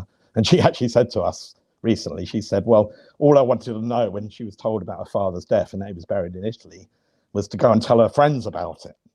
So it was and now she's 80 and she really regrets not having investigating more, but she goes out to the Sangro River period every year. And Richard, am I correct in saying there's still a veteran alive? Oh yes, that's a good one actually, Trevor. Birthday last week. So my father joined the army on 18th of October 1939, and he refers to a few blokes who were a bit rough and ready. My father was 5 foot 5 inches tall, couldn't grow a moustache, worked at Hawkes the tailors in Savile Row, and was conscripted at the age of 20, went along, and amongst the conscripts that day of 96 that turned up at Liverpool Street Station was Eddie Mayo, a very 6 foot 2 inch forward worker, but he was killed at Casino. We know his grandson who's coming out with us this year or next year to Casino. And there was another gentleman who my father referred to as Pip Ward, and his real name was Charles Ward, I guess, because he was quite small as well, 5'5" tall. And about 10 years ago, I got a phone call out of the blue. My father died 2 years before this call or so, and the chap said to me on the phone, "Oh, it's Pit Ward." And I said, "Well, who are you?" And he said, "It's Charles Ward. I joined the army the same day as your father." And I said, "How old are you?" And he said, "I'm 92. And I said, "Oh, okay." Since which we've shared a lot of info of him, met him a number of times, recorded a film about his story, and he was 105 last week. He came on Operation Torch, not on the first landings. He landed in Tunisia on the 22nd of November 1942, and he served in the first period of pretty disastrous battles for the Irish Brigade, in a sense, and especially for the London Irish in the mud, in northern Tunisia in early 1943. He then injured himself somehow and got posted to SOE, not as an agent, but he was in ciphers. So he was based in Philippeville, Algeria. Met his wife in Algeria, who was a fanny, which is sort of code for SOE wireless people, ladies who came over, filled ambulance nursing yeomanry, and then served with the SOE wireless in Italy, and then joined the Royal Signals right at the end of all. But 105. That's a bit older than me. Yeah, I mean, what the fact that three of you are here, it's, we had a Band of Brothers actor earlier, is that there's more than one way to share history. So, Sasha's got an incredible podcast bringing together an academic stroke military sort of resource. Richard, you and your brother are sharing these family stories and your travels there. Trevor, you're always taking us via your Twitter account to the actual battlefields and giving your wisdom there as you walk around them. And there's so many ways of getting this story across, and some people have different ways of learning. Some people are visual learners. Some people like the good solid histories written by the likes of John McManus and Prit, Buttar, and some like the individual stories. But as we are a Christmas show, you're one of the few people who actually has volunteered to come on and tell a Christmas story, Richard. So the first one, we're whatever it is, an hour and a half in, we're actually going to have a first actual Christmas, apart from Sasha's Christmas tree, of course. But you've got a Christmas story about the winter of 1943 you're going to share with us, about the brigade. Yes. Before that, just as a comment on Band of Brothers, I walked past the actor who played Dick Winters many a time, who lives about 50 yards from where my brother lives in London. Okay. Obviously, the actor is Damien Lewis, but he lives about 50 yards, so I see him. Back to the point. So in my father's memoir, All My Brothers, and the thing I always think about, my father spent 4 winters, 4 Christmas days, 4 New Year's days in overseas parts, 42, 43, 44, 45, in Tunisia, 42, 2 years in Italy, and 1 time in Austria at the end of the war. And I could think about what the family at home could think. My grandmother, O'Sullivan, had 4 sons in the armed forces on a single day in 1943, December. They all survived, fortunately, my uncles. But the story about that Christmas in 43, as you know well from all the researched histories and the podcasts that you play in recently, that the campaign on the Adriatic coast, while the Fifth Army on the west coast, Mark Clark et al., then going into Anzio eventually, but on the right side, on the east coast, Adriatic, the Irish Brigade were fighting for 60 days in rough terms before handing over to the Canadians for the terrible time they had at Altona. But the story I was going to share, sorry about the preamble, Paul. It's all good. Is that the story that my father recorded that Christmas had come out the line. It was dreadfully snowy and rainy in Campo Basso, which is sort of in the middle of Italy, sort of south of the major mountains, Apennine Mountains, but quite hilly, dreadful conditions. You see the photographs, mud everywhere. But fortunately, on the 23rd, they got posted into the town centre of Campo Basso, the company and the battalion London Irish Rifles, and they got appointed some nice cells, as they call them, in the Franciscan church in Campo Basso, which is still there, and we visited a couple of years ago. And my father's story went on that on the 24th, the monks came round with a harmonium, apparently, and harmonized. People were harmonized, and the Catholics went to midnight mass, which actually took place at 12 o'clock, rather peculiar. The traditional time, yeah. Yeah, it might have started at 12:01 because it was in the wartime and all that. But and it was so. I mean, that's written in the story of 75 years later or 70 years later, where I'm sure the conditions weren't perfect. It was cold, but my father remembered it. And the next day they had a very sumptuous lunch, pork chops being served by Jim Sadler, the company cook. And my father remembered that many years later. And then, interestingly, the other side of that Christmas story, if that is a Christmas story, I mean, Nick Mosley, who you might well know as the son of Oswald Mosley, the British Union of Fascist leader. Nick was a very good person. I hasten to add into this comment. But my father, he was the platoon officer, one of the platoon officers in E Company, my father's company. And Nick remembered that same lunch, but he was in the officers' mess. I think my father's in the sergeants.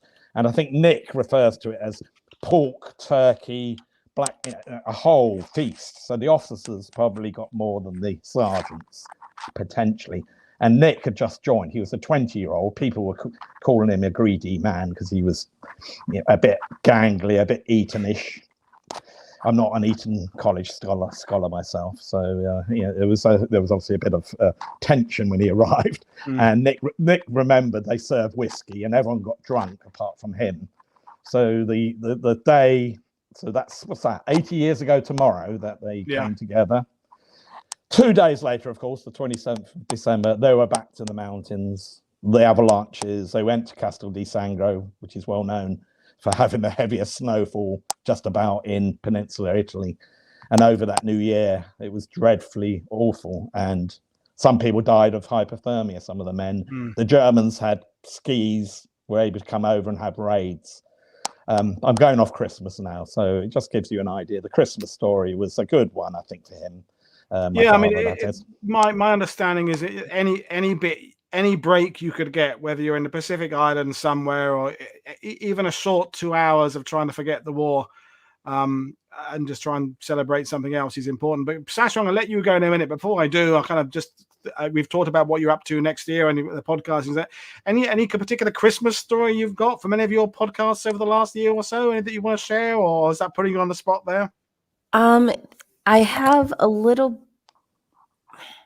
I do have an Ortona episode that's probably going to be a two-parter, and that one has it talks about Christmas because they fought through it. But I mean, that's really it. But that one, I had hoped that I would have that one out by now, but like I said, I got sick and I fell behind. So, well, I've fallen behind with stuff, but we will let you go, Sasha, and good luck with everything else in the podcast. Not that you need my help; you'll continue to attract all the best guests, and your output is phenomenal. And just keep on going. There's at least with doing it via dates, there's an end in sight for you. I just have the broad topic of World War II, so I can just keep on going forever. There is no end. The tunnel, light at the end of my tunnel, doesn't have it's just off in the distance. Yeah, no. If I did not limit myself to 1 year at a time, I would get lost because I would start chasing rabbits in the research. But yeah, I mean, this year I had almost 30 episodes just talking about Sicily. I am not even done finishing the Italy episodes because I took a break so that I could catch up on the Pacific, because I do have the Pacific covered as well. Pacific as well, yeah. Multi-theater. Yep. The Marine, I didn't even mention them. The Marine Corps Museum has been contributing to that. And I also have a handful of Army museums that are contributing. You had John on earlier, John McManus, and he's done a couple of episodes. But yeah, it's much better than I expected. Everyone that contributed, also late getting out because I'm sending them from overseas. So I sent handwritten thank yous to everybody, as well as hand-painted Why We Fight 1943. Oh, I don't do that. Now you've made me look bad now. Oh, yeah. Oh, get this. And the people that contributed multiple episodes, I sent a Mother of Tanks coin. Oh, see, now I've got to up my game now. Thanks for that. That's professionalism. I just send an email if I think about it. But anyway, whatever. It's been great talking to you. I will talk to you next year, I hope, and maybe we'll work. Well, we will work again, I'm sure, in the future. But thank you. Another guest waiting in the wings. So thank you. Goodbye, and we'll speak to you next time. No, Happy Christmas, everyone. Bye. So I'm going to bring in Greg Way now because he's there waiting in England. So Greg Way writes about the film. I've caught him just in the middle of whatever he's eating there, Christmas pudding or something. So Greg writes about the Fallschirmjäger and other things. Been on World War II TV a couple of times, 2 or 3 times, and also a former submariner. We did Submarines Week recently. I'll let him finish off while he's eating there. But Trevor, and Richard. So, Paul, I've got a small Tunisian Christmas story. Oh, let's do a Christmas story from Trevor. There we go. That's it. Okay. Okay. So Christmas Eve, 1942, it was decided that the British Army would capture Longstop Hill, which subsequently became Longstop Hill. So the Coldstream Guards went up in the middle of the night. They walked from Medjez-el-Bab railway station to about an 8 or 9 mile walk in the pouring rain. They managed to take virtually the whole hill off the Germans. And then in the middle of the night, they were then relieved by an American unit. So the Coldstreams then walked off the hill back to Medjez-el-Bab railway station to dry out. And when they arrived, they got a message from the Americans saying the Americans were, who originally thought they were just occupying a position and not having to take any more, discovered that there were more Germans left on the hill in a sort of a neighbouring hillock, if I can describe it as that. And would the Coldstream Guards please come back? And I'm just trying to imagine the RSN trying to gather up the troops who were all drying out to put all their gear back on, that had no hot food, and then walk another 8-9 miles back to the battlefield to help the Americans out. Subsequently, there was a huge row between the Americans and the British. It was the first example of where the Brits and the Americans rather fell out, and it was over that particular incident on Christmas Eve. The Germans kept Longstop Hill. In fact, they kept it until April, so another 4 months after that, they held on to it. And the Germans didn't call it Longstop Hill. They decided to call it Christmas Hill. So when you look at German maps, it refers to it as Christmas Hill in all their radio broadcasts and everything else. So to us, the Allies, it's Longstop Hill. To the Germans, it's Christmas Hill. There's my story. Well, thanks for that. I'm gonna bring Greg in now. Have you swallowed your Christmas, whatever it was you're eating? Well, Merry Christmas, Greg. Good to speak to you. Merry Christmas to you, mate, and everyone else, yeah, and the viewers. So I've got to know, as former submariner, did you ever spend Christmas under the water, under the waves? I did, because when you asked me earlier, I thought I didn't know whether you thought if I had any wartime submarine anecdotes, which I don't. Your own personal ones. Oh, my own ones, yeah, my own ones. Most of them are clean. Yeah, I did actually. Christmas '94, I spent 24 hours notice for sea, and we sailed on Christmas Eve. So this time, however many years ago, it was early evening, got dark. We thought it was a joke, or just an exercise, and we got out and we got as far as diving, and we still thought it was just a sort of response exercise. And we went out, stayed out.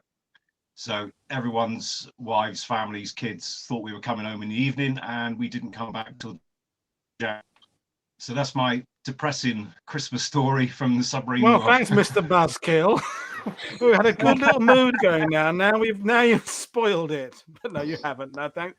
I mean, we'll bring the conversation back to whenever we want to. It's our show. We can talk about what we want. But we were talking about Tunisia earlier. I don't know whether you heard that, Greg. But you met a lot and correspond lots of Fallschirmjäger veterans who fought across the Mediterranean, the combat there. Is there any particular things about that kind of part of the world that Fallschirmjäger veterans particularly remembered or considered about that? The greater sort of North African campaign. Well, it's strange because different veterans see different campaigns and battles as the most horrific. Some who survived Crete think Russia was bad, and others Normandy. But Africa sticks in. It used to come out in the memoirs of Fallschirmjäger veterans quite often. Yeah, the hell of Africa, whether they were with the Ramp Brigade or they're in Tunisia. In fact, I've just finished a project which I shared with Trevor which I've been working off and on for years, but I decided to crack it out, and that was Witzig's Pioneer Battalion in Tunisia in 42, 43. So that was quite an interesting project to do, and Trevor had shown some interest in it, so I know it sounds, I don't want to put you in that position, Trevor, but I did it for you, just for you, Trevor. No one else has seen it apart from Trevor. Well, actually, Greg, I have to say it's a remarkable piece of work. You've dug into some information there which I don't think anybody knows about. I mean, the bit that leaps off the page was that in the first week of December 1942, that the Jews of Tunis were, as you know, conscripted as forced labour. And they were sent out to dig bunkers and trenches and the like for the German parachute troops. Yeah, that's right. Yeah, and they had no food, they had no camping gear, nothing, and it was pouring with rain, freezing cold. And the paras kept them there for, I think, a day, and then sent them back as a complete waste of space. But I think that's the only example I know of where, in North Africa, where the Jews and the German army came face to face. Yeah. So in all the historical books, and I've read pretty much everything, that was quite a fight. Where do you find all your stuff? Well, some of it came from Witzig's own memoir, which he wrote in the early 90s, but it was self-published and only sort of issued out, I'm assuming, to members of the Fallschirm Pioneer Gemeinschaft, the Veterans Association. So I managed to come across a rare copy a few years ago, and it's just sat on my shelf for years. And you said something to me about, or asked something about Witzig's Pioneers. I can't remember what triggered it. So I thought, well, I know you got a great interest in Tunisia, so I thought I'd work on it. But then it sort of opened a can of worms with other resources. I came across more stuff, and I ordered a load of documents off the Bundesarchive as well, which sort of tied in with it. When you say can of worms, I think on this program, Paul prefers to call it rabbit holes. Rabbit holes, yeah. You got to stick in with the language of the shows. But I mean, can of worms is good. but Greg, the Tunisian campaign, North African campaign, like everything else, when we started this conversation 2 hours ago with John McManus and Prit, when people say there's nothing to say about World War II, it's all been said, there's nothing, it's all been done. I mean, clearly not. I mean, Richard, Ed, with the work you're doing, there's lots to be said about the campaigns the 38th Brigade were involved. Trevor, there's a lot to be said about Tunisia. There's still a lot, believe it or not, I think, to be told about the Axis forces. I think some of the stuff we have about the Fallschirmjäger, the SS is out of date, or it needs updating, it needs reappraisal. So, Greg, you're pounding away. You do a combination of looking at veteran memoirs and archives. Where are we in terms of understanding kind of the Axis role? Are we reappraising? Are we what? How would you view it? Well, for me, it's funny because when I was eating my burger, because I'm having a late tea, I was looking up at Hunting Evil by Guy Waters, which is at the top of my shelf there, and in his intro, he says about, to quote, a continuous, his research is a continuous process of discovery. And ever since I've read that, I thought, well, yeah, Guy's right. He's absolutely right. It is just a constant process of discovery. I'm discovering stuff now that I didn't 25 years ago when all the veterans were still alive. Yeah. And now, I'm coming across gold mine stuff that I would never have found a quarter of a century ago. Because it wasn't accessible. But yeah, there's tons of stuff. And Trevor's, interest in Tunisia, I've not even begun to scratch the surface of the 5th Regiment in Tunisia yet. I'm still working on that. That's been going on for years. And Regiment Barrington, and there's loads of other places. I'm working on the Mons Pocket at the moment, and I'm just discovering more from this little 4-day battle in southern Belgium, which is always overlooked by authors and researchers and historians, But I'm getting really into that at the moment, and there's quite a few areas. I keep going between different areas. 1 minute I'm in Crete, next minute I'm in Russia, next minute I'm in Italy, and I'm thinking I want to spend more time in Italy, and I can't. So I'm pulled to Tunisia, doing it's something else, you know. So it's the rabbit hole thing. I mean, it's like the analogy would be like using Google, you know, Google Earth, and you know, you look at a country and then you zone in to a region and then a town and then a street and then, and you know, with World War II, there's no end to it. And I think before we let Richard go at some, what you ought to tell about what you and your brother do with regards getting people together, because Sasha does it virtually via her podcasts and brings people in from all that whole list of incredible organizations she brings, but you're actually trying to get people together physically, which is another whole level of complication. You know, sending people an invite to join me virtually on a computer is one thing, but getting people together from different countries. So Richard, tell us a little bit, we didn't quite bring up that what you and your brother do in terms of these conferences. Yes, mostly Eddie, really, I'd say, but Eddie's taken the lead in lots of initiatives in the recalling of the Italian campaign from the tip of Sicily up to the River Po and into Austria. And last July, for example, he co-hosted a conference in Sicily, a 2-day conference, which is in the wrong time of the year, but it was for the heat, but was fantastically attended by multinationals, Canadians, Americans, British. Helen Patton was there, as I mentioned. The Germans were there, the Italians, of course. And we really, part of these initiatives, really inclusive and making sure the Italian experience is shared as well. In the next few months, there's innumerable opportunities for commemoration, local ones in local towns and cities, recently in the Sangro River, amongst many places.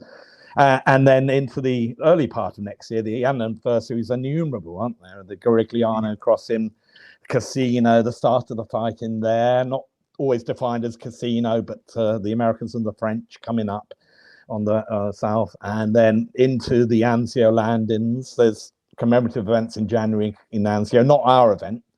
The bombing of Monte Cassino Abbey in February, the bombing of Casino Town, they're commemorated locally, but in May is where we have come into play ourselves, and I'm leading the London Irish Rifles team with Pipers to revisit the 56 London Division's time at the Garigliano and Castelforte and at Anzio, and the 38th Irish Brigade's time at in the Liri Valley and Monte Castellone. So that will be 11th to about the 19th of May, and we'll have a menu card, we'll share it, and it will be. People will join us, I'm sure. We have a number of family members of men who died there who joining us, as well as those who lived through it, which is ourselves amongst many. And then at the end of May, Eddie, again, for his sins, is strongly taking a lead on a conference at Anzio, which is commemorating the liberation of Rome, really, 31st of May and the 1st of June in Anzio.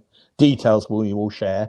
Free to attend. It'll be, again, multinationally arranged with all the Italian campaign, as we well know, how many countries are involved, many. And then to commemorate the fall of Rome, of course, the Americans' Fifth Army were there first, but the Irish Brigade, 38th Irish Brigade, had a notable occasion on the 12th of June 1944, where they attended a papal audience, and you see some fantastic photographs of beating the retreat in St. Peter's Square, and my father attended with the very, very interesting connections of Orangemen and Catholics together, meeting the Pope in the Vatican. And we're commemorating that as well. We're hoping, well, we're planning to arrange an event at Aldershot Cathedral on the 15th of June to have an ecumenical, not a religious service as such, but Aldershot Cathedral, and that'll be on the Saturday. Even though it's the day of the Trooping of the Colour, we'll go ahead with that. And we're hoping to do something in Rome itself for the 12th of June.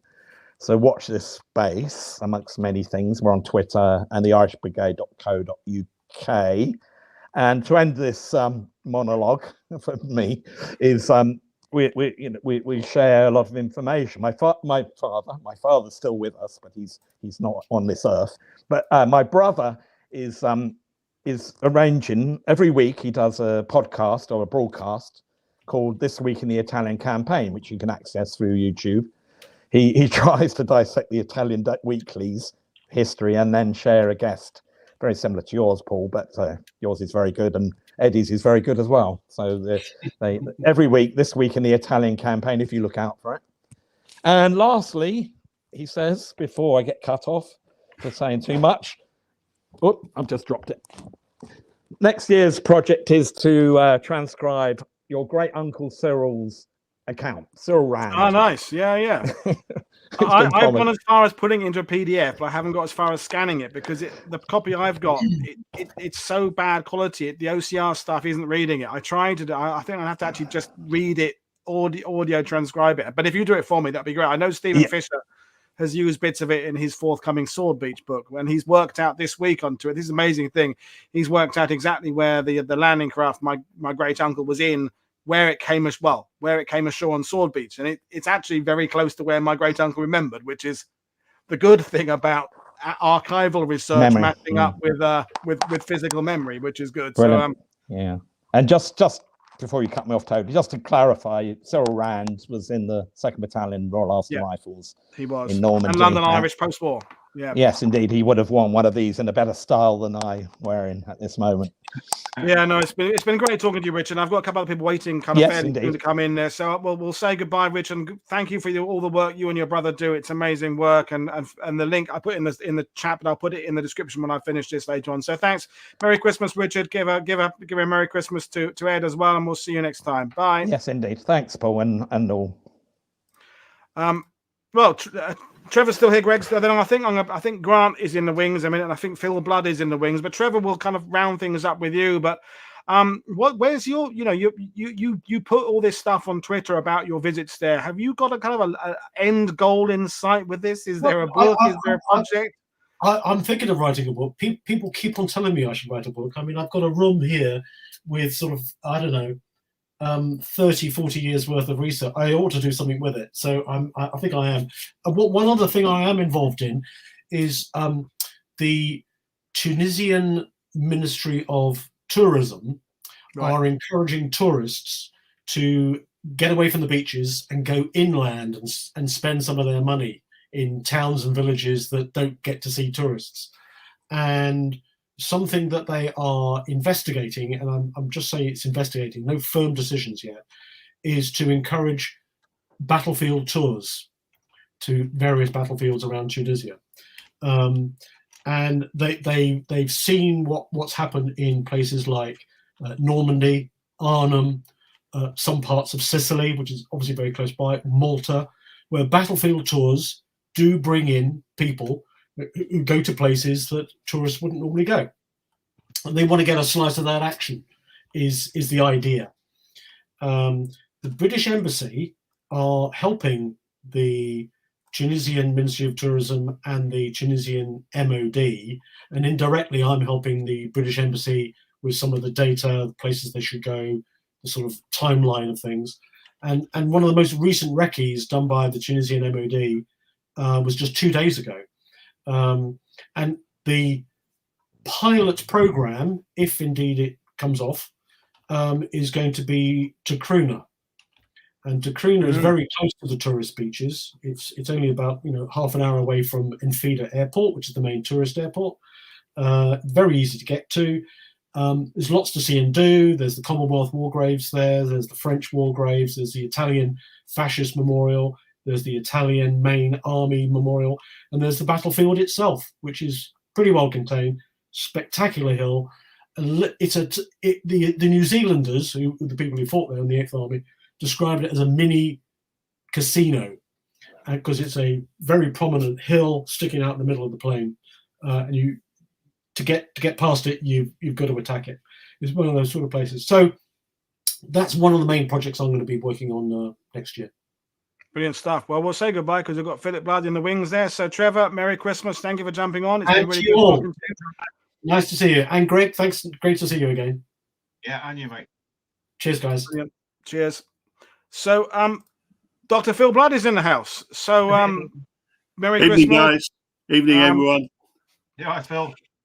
So I guess we should talk about Axis stuff, German side of things, not necessarily just limiting it to that. But firstly, Merry Christmas to you both. But we were talking earlier, Phil, I know you've been watching on and off and doing stuff, but where are we, would you say, Philip, in understanding the German side of things? Which era are we in? You came on and talked about Rommel the other day. You're coming on again after Christmas, and we're well gone through the era of the generals writing their memoirs. We've kind of hopefully moved on from people like David Irving and all those kind of things. Where are we? What's the state of play in understanding the German side of things? In some places, we've written, or academics and historians have written a more accurate picture. In some places, they still haven't touched anything or haven't gone there. For instance, you'd be surprised with all the hundreds and thousands of books on the SS. The real studies of the SS, there's only been a few since 2000. And if you look at the time that we're in now, 1944, going back 44, 45, people haven't really examined that period. It's almost like, well, Stalingrad's happened and then the Germans lost the war. So we miss an awful lot of key facts, especially how German cities fell. Because you have a situation like Aachen, for example. I know I always go back to Aachen, but Kevin Hymel goes back to Rommel to Patton all the time, so you can go back to Aachen. It's fine. Yeah, I know he does. I know Kevin very well. Yeah. The Aachen situation is it's the first German city to fall. So it's in October 1944. So you have this long period of a German town under occupation by the Americans and the British, while the war's still going on, and people's attitudes in the city, the local German population, are being constantly monitored as to their reactions. So, of course, when the city first falls, everyone believes the Führer is going to come back and save them, and then at the end of the war, you've got this moment when, well, he'll come back anyway, and he'll rescue us from this tyranny. By that stage, it was the British tyranny.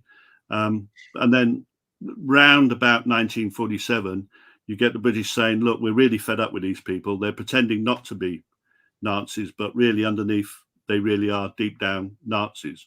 So we don't really know too much. I mean, there are studies, but we don't really know that transfer. And it's a small process, because you think, well, the Ardennes is going to take over from what happened at Aachen, but the Germans are fighting the Ardennes battle to save Aachen, which often doesn't get caught into the history. So the Germans are talking about the fourth battle of Aachen, while the Americans are talking about the Battle of the Bulge. And that difference between the two sides, looking at the way the battles are being fought, has confused a lot of people. So you don't see the mix between Aachen, the Hürtgenwald, and the Ardennes. And you don't see how that shifts German strategy. And the fascinating thing is the Germans come out of the Ardennes having lost a third of their entire production of Mark VI Tiger tanks. Just one operation or series of operations has lost a third of their production. And yet in January, they're writing a new doctrine to fight the new form of warfare with the new Tiger tanks. So there's still a big story to be told about what actually happens between Falaise and going on to maybe the occupation of Cologne. And then we pick it up again because people have studied Remagen, the Reichswald.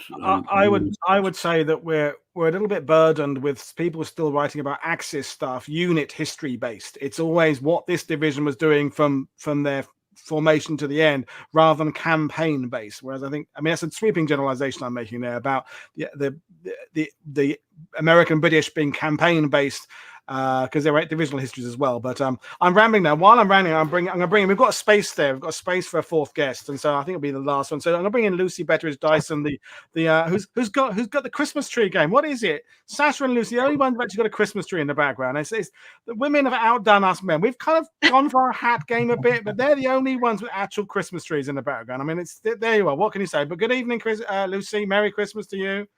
Hello, Merry Christmas. Merry Christmas.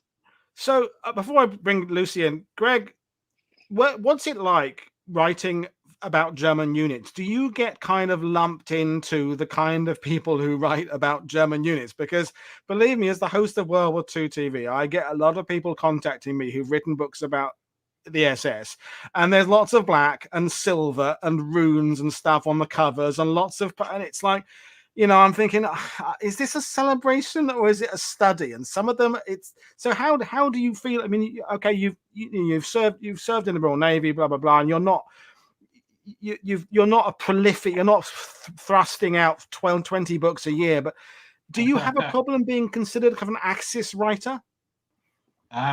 I sometimes get paranoid that I am maybe considered that, but I haven't come across it yet. No, nobody's ever said anything to me about it, because, you know, I do get a problem on my Facebook page, to be honest. I get the occasional fanboy that's on there that has to be banned or blocked because they've taken a post too far. You know, I have to monitor that closely. But personally, no, I haven't. No. Well, good. I mean, basically, I mean that's good to know, because I mean it's the military festivals, the history festivals.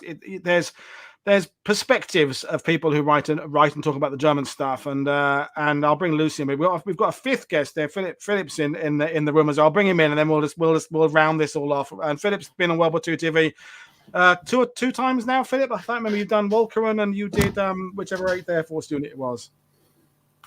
Oh, Philip's there, but he's not there. I'll just drop him out of in for a sec. Oh, there he is. Hi, Philip. Yeah. But we're just talking about German units now. But we'll bring you to it. So Lucy, you know, you do Hello, how lots you doing? of stuff. I hope you can hear me. Yep, there's obviously a bit of a satellite delay with Philip. We'll see how it goes. But Lucy, we've got another dog. Oh, we've got the dog action this evening has been really good. I think that's 7 dogs or something. 1, 2, 3. There's been quite a few. But Sorry, my cats still haven't appeared. They're still in the other room being arseholes, but that's what would you expect. So Lucy, you write articles, you go out there, you speak there. Have you got a perception about where we are with Axis history, and is it different with First World War Germans from Second World War Germans? Is there a distinction that it's okay to write about First World War Germans but not the Second?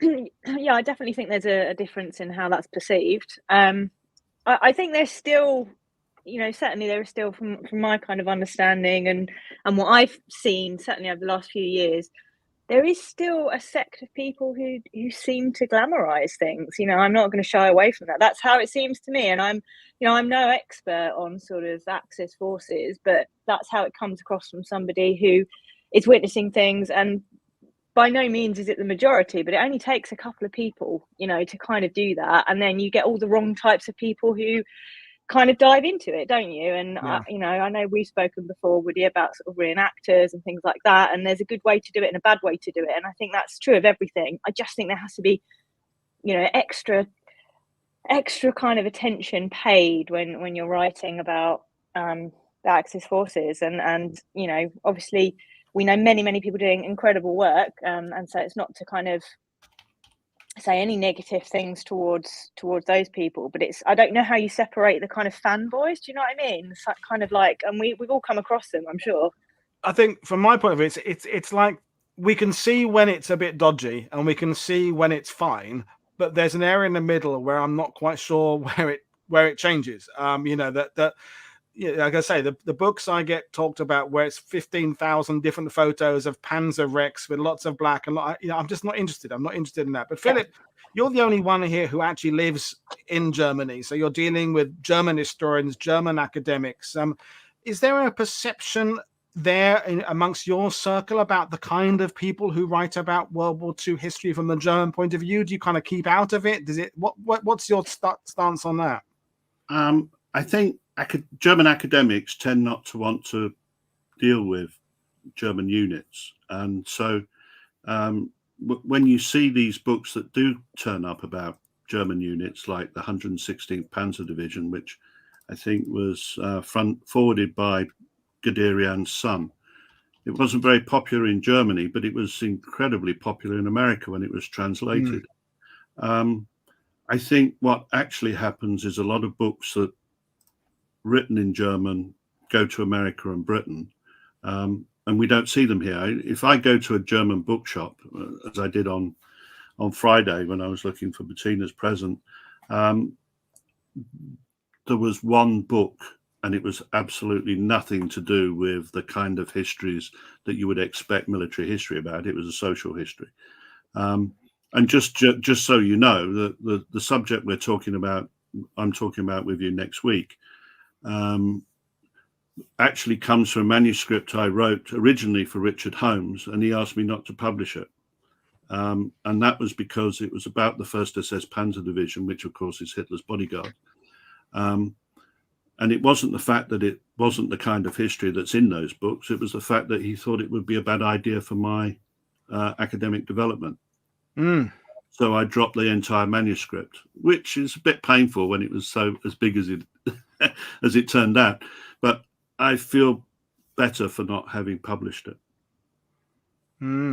But Greg, so we'll talk to you again, then I'll say goodnight to you at some point. But what are you working on now?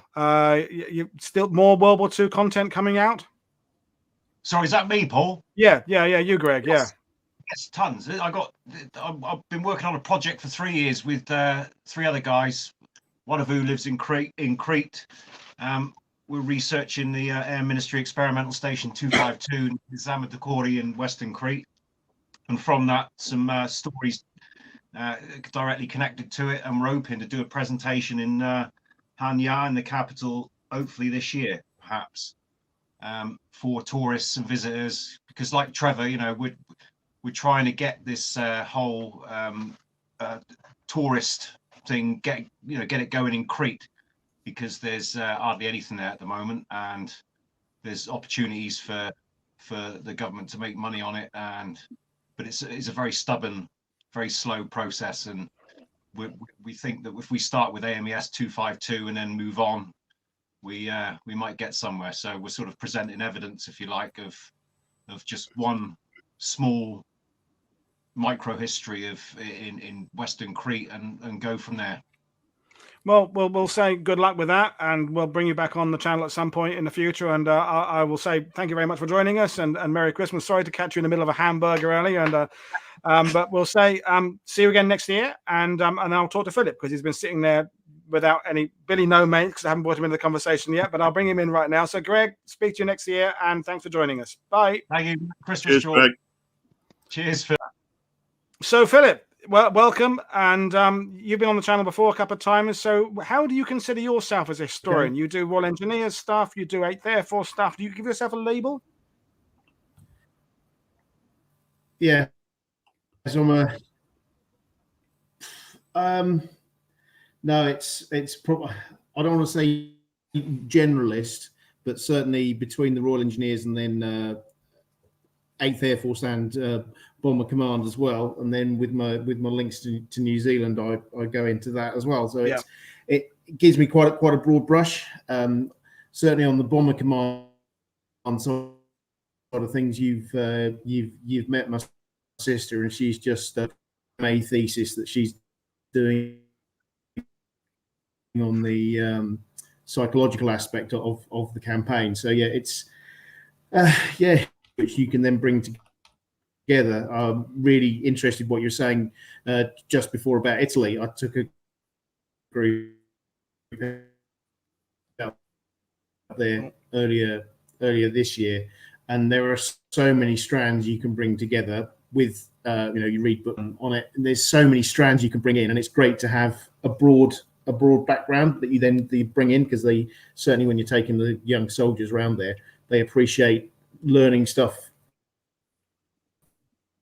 of left and right of arc of what they would normally learn about hearing about other engineers, be they Fallschirmjäger or other Wehrmacht engineers, but also what were the Indian Army engineers doing, what were the Canadians doing. And then when you go up Cavendish Road, you've got Polish engineers, and Kiwi engineers working there as well. So it's great to be to have your finger in a number of pies. So yeah, you're in a number of books. Well, brilliant. Yeah, your internet's a bit choppy, Philip. So unfortunately, but we'll bring Lucy in now because well, and Philip will bring you in a minute. But Lucy, we've got to talk about where World War One TV is going, and it is going forward. But I mean, Philip just mentioned there bringing in other nations, things like that. So there's a really good subject for World War One and World War Two. Is I had someone comment on my World War II TV channel that I have a playlist for Australia and New Zealand together, and I don't have a separate one. I should have them split. I should have Australia separately from New Zealand, and I can absolutely see their point. But I don't have quite enough New Zealand content, I don't think, yet to have a separate playlist. But when we're talking about other participants in both the wars, how do you think we should do it, Lucy? In the sense of do you focus on them country by country, the campaign by campaign? We've obviously got to widen it out and make sure World War One isn't just the Western Front. But how have you got an approach of how the best way to make it global is? That's a good question. I haven't really thought about it. I mean, I think for me, it's just about covering the topics that need covering, and that might be you've got to start off. I mean, we've had some of the bigger, more obvious things, the Battle of the Somme and things like that, and we've done a lot of shows focused on the Western Front, primarily because a lot of the viewers have no kind of previous or very little experience and knowledge of the First World War. So you just start somewhere. I think when it comes to being as inclusive as possible, also got to cover as much as we can. I don't think it matters how you split it up, personally. Who cares? If you're covering things, if you're getting the different views in, you're looking at the contributions of the different nations in different arenas and all the rest of it, what does it matter how they're sat on a YouTube playlist? I couldn't care less, personally, as long as the content's there. Sometimes it is hard to find people, it's not always easy. And also, I personally don't like the feeling that sometimes if you're going to look to get people on who maybe cover things and people feel like you're doing it because you feel you ought to. Do you know what I mean? It's a very difficult kind of. You must have found that with the number of shows that you've done, Woody. You must get people saying, "Oh, I'll come on and talk about this," and you think, but it's just not that interesting. I mean, I am going to be a little bit stricter as I move forward because I now have got a good understanding of what works and what doesn't, and I still want to do some really cool niche stuff because it's important to not always do just Midway, Arnhem, but it's also there's some stuff that just it doesn't work or it doesn't work very well. So I will be maybe refocusing slightly to make sure that I bring people in the future. But Philip, there's two Philips. I'm going to do Philip Blood now first because we were talking earlier with Kevin Hymel and others about the guiding aspect because you do a bit of battlefield guiding as well. So you've written extensively, you've lectured extensively, you've taught, you've do battlefield guiding.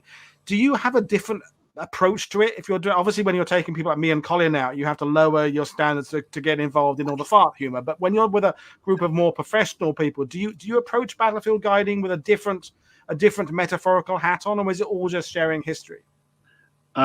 What I did with the American forces was staff rides, which is basically living and moving by maps and wandering the terrain almost inch by inch. Although the interesting thing about doing that with the American special forces is they're actually lying on the ground looking at angles, which actually initially took me by surprise, but now I see why they were doing it. And they were putting their fingers in bullet holes to see the direction where the gunfire was coming from. So the whole experience of going with the American soldiers was very different from with civilians. I mean, obviously, when you guys came over, we covered an awful lot of ground. And recently with two guys, Gary and Craig, we did 800 kilometers in 2 days covering four battlefields, but basically running by the maps. I personally prefer to do that, run by maps, than spend time in museums. But I do understand that people want to see the kit, the machines, the tanks. That really doesn't do a lot for me. I prefer to actually go over the ground, and if I can cover the ground, I have a great appreciation of what these guys are having to go through when they were trying to fight the battles or fight the retreats or whatever they were doing. I think maybe I can be a bit punishing because it can be hard. You know, when it was snow, we had snow, rain and ice and fog and about 20 yards of vision when we kicked off. And the guys by the afternoon were a bit cold, but the fog had lifted, the snow had lifted. And we had a coffee and everybody rallied and we carried on till 7 o'clock. So from 7 a.m. till 7 at night. Wow. But then at the same time in the evening when they relaxed, it was a lot to talk about because we'd covered so much. So swings and roundabouts. I do understand when you say when civilians go, you have to go around the museums, but that's good for some people who've never seen that equipment for the first time. So, you know, you see a Mark VI standing by L'Église, well, on the battlefield. That's really impressive. And you also get an impression, the way it's focused, of what it was like to move that kind of thing down those narrow roads. So, yeah, you know, I also enjoy it when people react to something, you know, you talk about, but at this point, Piper dived into a ditch kind of situation and they really enjoy that. You know, you can get an engagement and you start talking about what did he do next and such and so forth. So well, I've definitely learned during this because I get these nice messages from people is that people learn in different ways. I mean, some people are visual learners, some people read books, and you know, I've had a lot of people email me so they don't read because they're dyslexic. They have problems just with the whole picking up a book or even Kindle, and others. It's about the sensory aspect of visiting a battlefield. Others, as you say, they prefer a museum. They prefer the senses of kind of you get in a museum with video and images and lighting and things like that. And I think it's, you know, to kind of paraphrase an Eisenhower broad front. If our intention is to share history, the broad front approach is the right way. And there are some people who are way too focused on books. There are some people who are way too focused on museums or touring, you know, and you know, Matthew Leitch made the point earlier that some of the people who take the Band of Brothers tours haven't read the materials, and Kevin said that, you know, you provide the materials and or Prit, I think, said that, and then they don't read them anyway because that's not the way they want to take on their information. And it's, I mean, even podcasts seem to be a different way of taking information on from YouTube. That even though it's both, in case of what I do, it's mostly an audio. Sometimes it's just the guest comes on, we just chat. Even if it's a PowerPoint, it's still mostly the conversation. But I think people handle that different ways. And Lucy, again, bring back you, and you've done conventional TV, battlefield guiding stuff with school kids. You've done that. Do you approach it a different way when you consider meetings, or is it all just a matter of sharing history and telling stories the right way for the audience you've got? I think you have to tailor to your audience, of course, to a certain extent, and every group you'll get will be different. But, you know, the way I approach things is I just do things that I would find interesting. I mean, I have I've got an incredibly short attention span. I actually find reading for long periods of time very difficult. And I'm much more sort of visual. I like to get out there. I think, you know, you've got to get on. We always say that, you know, everybody I'm sure here is you've had on tonight would agree that getting to the battlefields is the best way to understand how events unfold. Yep. But, you know, it's not to everybody's, how you present that, you know, it can change, and that's not to everybody's taste, and not everybody is able to do that. So yeah, you've got to make history truly accessible. I think you've got to go about things in a variety of ways. There's no one right way of doing something. There's no wrong way. Everybody's different. I mean, that's just true of life, isn't it? And any kind of learning. No, definitely. Philip, Brazier, any kind of points about learning? Because I mean, you do Royal Engineers lectures. You do stuff with serving personnel. Is there a way? Do you approach it differently? Do you approach coming on a show with me on World War II TV different to talking to society? Is it all just the same? Sorry, you're aware that it looks like my link's not that great. But, yeah, no, your internet is really choppy, unfortunately. Taking high school children. Yeah, is it not great? You seem to be about. It's probably best I leave then, rather than get a feed that's going to be pretty rubbish. Yeah, you're about 5 minutes behind. I think you're still in 1973. I think I'm your really Christmas. sorry. We'll drop you out, Philip. It's been a great talking, and I'll carry on with the other two guys. So thanks for being in anyway. So see you next time, Philip. So I'll leave. Yeah, it was not working. We're not going anywhere there. So we're back to the hardcore now. So Lucy and Philip, so two of my favorite people to talk to, and we've gone all around the houses with this conversation. But can I just add something that you're saying there? I think what you have to do when you've got a crowd of people is to read them very quickly. Yeah. Because if you don't, you can lose people. And I always remember the very first time I did one of those staff rides. One of the people on it was not just dyslexic, couldn't read and write. So once I discovered that was the problem, I pretty much just had my finger on the map, showing him where things were and helping him through it. But it can be difficult, especially when you're in mid-sentence and somebody explodes a huge fart. Yeah, was that me? To be fair, it was the acoustics of that crash barrier. I mean, I couldn't have set that up any better. I mean, I think that is still probably rattling around the Hergenwald. I think there are probably children having nightmares about mummy, what's that noise? I always wanted to know what an 88 sounded like. Yeah, no, it was again, it's the all sensory experience I gave you there. You were giving us the history, I was giving the sound effects. Until everybody laughed. And for those who don't know this, there is a video on my Facebook, possibly Twitter feed, of me letting rip in the Hergenwald. Yes, but thank God it's a Christmas show, because I'm not normally this irreverent, but to kind of make things a bit serious again, and the sharing of history, and Phil, you do an incredible job, and Lucy, you do an incredible job, and to bring it back to this idea of where are we in terms of anything to do with World War II. I mean, we talked about where we are in understanding oral histories earlier with John and Kevin. We talked about where we are in terms of the Axis. I mean, what do you think the future holds for the study of World War II? Are we gonna just keep on plugging away, or is it evolution or revolution? What's in the future, do you think, Philip?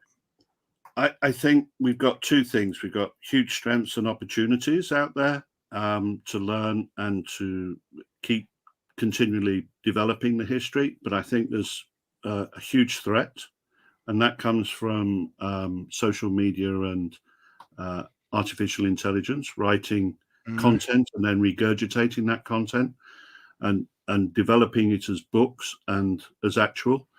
I've noticed since the troubles in October in Israel, I've noticed there's been a remarkable amount of content which has been contradicting history, saying this happened and this happened and that happened, and when it hasn't. And what concerns me now, and I raised this recently in an academic conference, I think social media is eating in to both academic and popular history. I think that's a problem for us. But at the same time, I still think if people are prepared to push research, and there's some huge research going on, especially with the new scientific work in like geographical information systems, literally lifting the battlefield up and putting it onto display so we can see and read it.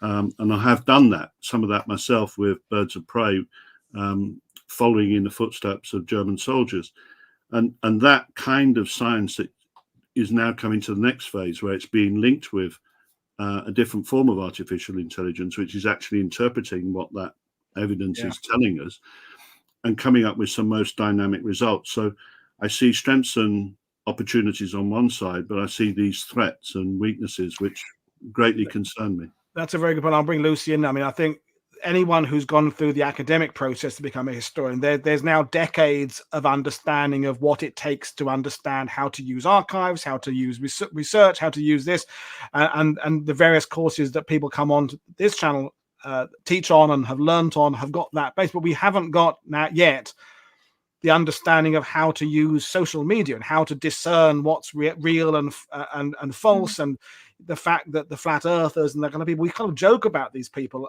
I laugh about the flat earthers that join in, and the proof of has been with the myths. The most commented on myth show I did was the one about FDR, President Roosevelt knowing about Pearl Harbor, and there are people who are absolute, or at least they give the idea in the comments. They are absolutely convinced that FDR knew about. I had one today. Churchill knew about it weeks in advance. Was a comment today. This is fact. The person said. So how do we get to the point where we teach people the skills of what? You look at your Twitter, your Facebook, your Instagram, your Reddit, whatever, of knowing whether the information that you're reading is accurate. Lucy, you famously kind of take some breaks off social media, which is, well, I wish I could sometimes, but yeah, man, it worries you, doesn't it? I mean, so where are we? It does. Well, I'm not on Twitter anymore because I hate it. I think it's a cesspit of just nonsense. I mean, Amar used a term a while back. I was listening to him on the radio, and he said that we are living in a factual wilderness. And I thought that was this perfect term for describing where we are with social media. And that goes for our day-to-day news, how we consume that. And of course, any history that we're consuming, quite frankly. I think the only way truly to get around it is for people to teach their kids and just as us as adults to really brush up on our critical thinking and our powers of analysis, and to interrogate the things that we're reading. Where are these sort of things coming from? I mean, you learn this basic when you go to uni to do history and you're looking at historiography. You look at the bias of the source. Yep. And I think that you have to do the same. I spent a long time on Twitter. Do you remember that photo of that horse, that those blokes sort of standing in the pattern of a horse? Oh, yes, yeah. And it's like, oh, this is a tribute to all the horses that died in the war. And I wrote a blog piece on it that went viral about how that actually wasn't what that photo was.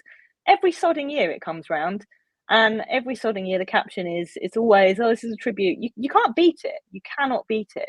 So all people can do. Yeah, exactly. All people can do with these things, all you can do is to teach people and encourage people to actually dig into things and not take things on face value. The problem is, I myself have noticed, in the last 5-10 years, my powers of concentration, when I just simply from scrolling on things, that instant hit of stuff, is you just look at things, you take it in. And I think it's hard for parents now with kids. I don't know what the answer is, because you have to have a level of concentration to do that, to be able to look and ask the questions. If you're just consuming things on a constant run, constantly things in your eyes, people's opinions, photos of this, captions, sound bites constantly, you're never going to get a rounded understanding of anything. You're just going to get sound bites, and you can't learn from that. Not really. So I don't know, it's terrifying. I hate it. Well, that's all very wise, but I think we need to end on a positive. It is Christmas tomorrow, whether we are the conversation has gone really deep because it's Phil Blood's in the house. He always takes things to this existential level of where my brain starts. I offered you strengths and opportunities, and you focused on the weaknesses. I mean, I could have just asked you, what's your favorite Christmas train, Phil? My favorite Christmas train was a train bought by my grandmother, who I love dearly, and it was the Flying Scotsman in 1968. Okay. Which you won't know, ran a BBC programme where it literally went from King's Cross to Edinburgh Waverley. And in those days, it was all black and white TV, and it was filmed all the way through, because in those days, people appreciated trains more than they do today. Well, I think people still appreciate trains. I mean, I got a train set for my whatever birthday it was, and my dad laid it out, and he'd made a layout with a bridge, but the slope was too steep, and the train wouldn't make it up it, and so he was really upset that I was trying to get the train a little brown engine, a little black engine. I don't know what they were. They were trains. It was like Victorian era, and they wouldn't get up the slope. And my dad was absolutely gutted because he'd spent weeks in the the garage making this, and he'd take the whole layout apart. And I don't think my mum has forgiven him for missing Christmas lunch. I don't think he's forgiven himself. I don't think I've forgiven him for giving me a present. We'll go to Sabuccio. The fact I got a Sabuccio and why the goalkeepers got broken on Christmas Day, but that's another. Christmas disasters. Christmas disasters in the Woodadge household going up. But to kind of round things up, to be positive, what is positive about history for you in 2024, Phil? And then I'll go to this. So, Phil, what we've talked about some of the negatives, but there has to be some positives as well. You know, you gave us some of them there, but what are you've got your Ark and stuff coming out. You're going on what? Give us something uplifting. Well, for me, it's really exciting because we're getting into the period which is my favourite, because I've toured and staff ridden the Ardennes and this area so many times over decades. So I first did them in 1975 because, you know, a bit of an old bugger. But I love this period of history. For me, 44 to 45 isn't the boring stuff which was left out. It's actually the most exciting stuff because you actually see the Nazis decline and collapse, and you see the Allies split and go in their different ways. And that entrenches what happens in the Cold War. So for me, everything that's interesting happens from about the Battle of Falaise onwards. So I'm looking forward to everything about 1944, and I'm looking forward to next year with so much activity going on. Good. Lucy, what are you looking forward to? What's the positives about 2024? Oh yeah, I was so miserable just then. I mean, there are loads of great things, and loads of people doing great things on social media and with military history. So I'll just put that out there. Next year, well, I've got my book manuscript is due again, 44, 45, but Burma. So I've got to get that finished, but that's exciting. And yeah, I think you know, as Phil said, that for me is the most interesting period, particularly the war in the Far East. So you know, I think be seeing what comes out, taking an open mind to things. And you know, we've got WW1 TV, we've got some good shows coming up there as well. So I'll try and be a bit more organised with that, rather than it being so slapdash as it was this year. But well, that's partly my fault as well, and I've got to get my arse together and get some stuff listed as well. And my week off from YouTube because of the ban that I will talk about at some point, but that hasn't been easy. Lucy, don't go anywhere near his ass. You sat next to me in a plane for 9 hours. I didn't. There was, you know, in a pressurized cabin. It was fine. I think. It was fine. Whatever you do. No. It was fine. I didn't do anything. It was that currywurst you gave me, Phil. That was what it was. That was the, you know. Anyway. I don't want to say now. It's left on my arse. I mean, well, that's it. That's a bum deal for you. In confession times, there are occasions when I'm doing a long live stream when I mute myself to just because I know a little one coming. Just, you know, that's just, you know, I'm a 54-year-old male. You know, and you're among friends. We're among friends. There's only a few hundred people watching. It's fine. But we'll end things there by saying to everybody, in all serious point, is that one of the things I'm most proud of with this and with what Lucy's doing on WW1 TV is the community. The history is all well and good, and it's what brings us together in the first place. But the community out there, you guys and gals and everybody who's watching this and contributing, without you, I would literally just be talking to myself. When I started this, I was just talking to myself when there was like 3 people, and most of them are my family watching. And now and they weren't really watching. They had it on to please me, and then were doing other stuff in other rooms. But now there are actually people there watching this, and so thank you very much for everybody being so supportive and so appreciative. And oh blimey, just some money. Thank you, David. Thank you, everyone else, for your contributions. Another thing is that if you're struggling in any way over Christmas, it's not a time of year that everybody enjoys. There's always community out there. You can reach out to people via the dreaded social media. That's the good thing about it. Is I 10 years ago I was going through the worst part of my life, and I was reaching out to people, and I mean, I'm in a much better place 10 years on, and reach out to people, talk to people, communicate. It's that's a message I would leave, is that not everybody is having a great time, but there's someone else out there who will help you talk things through. So I'll leave it there, and I will get my shows scheduled for the week after Christmas. Well, next week, in fact, this week now. It's Sunday now, isn't it? Is it Sunday? Yeah, it's Monday Sunday. Tomorrow, isn't it? It's Christmas. It's Sunday. So thank you, Lucy. Thank you, Phil. Thank you anyway.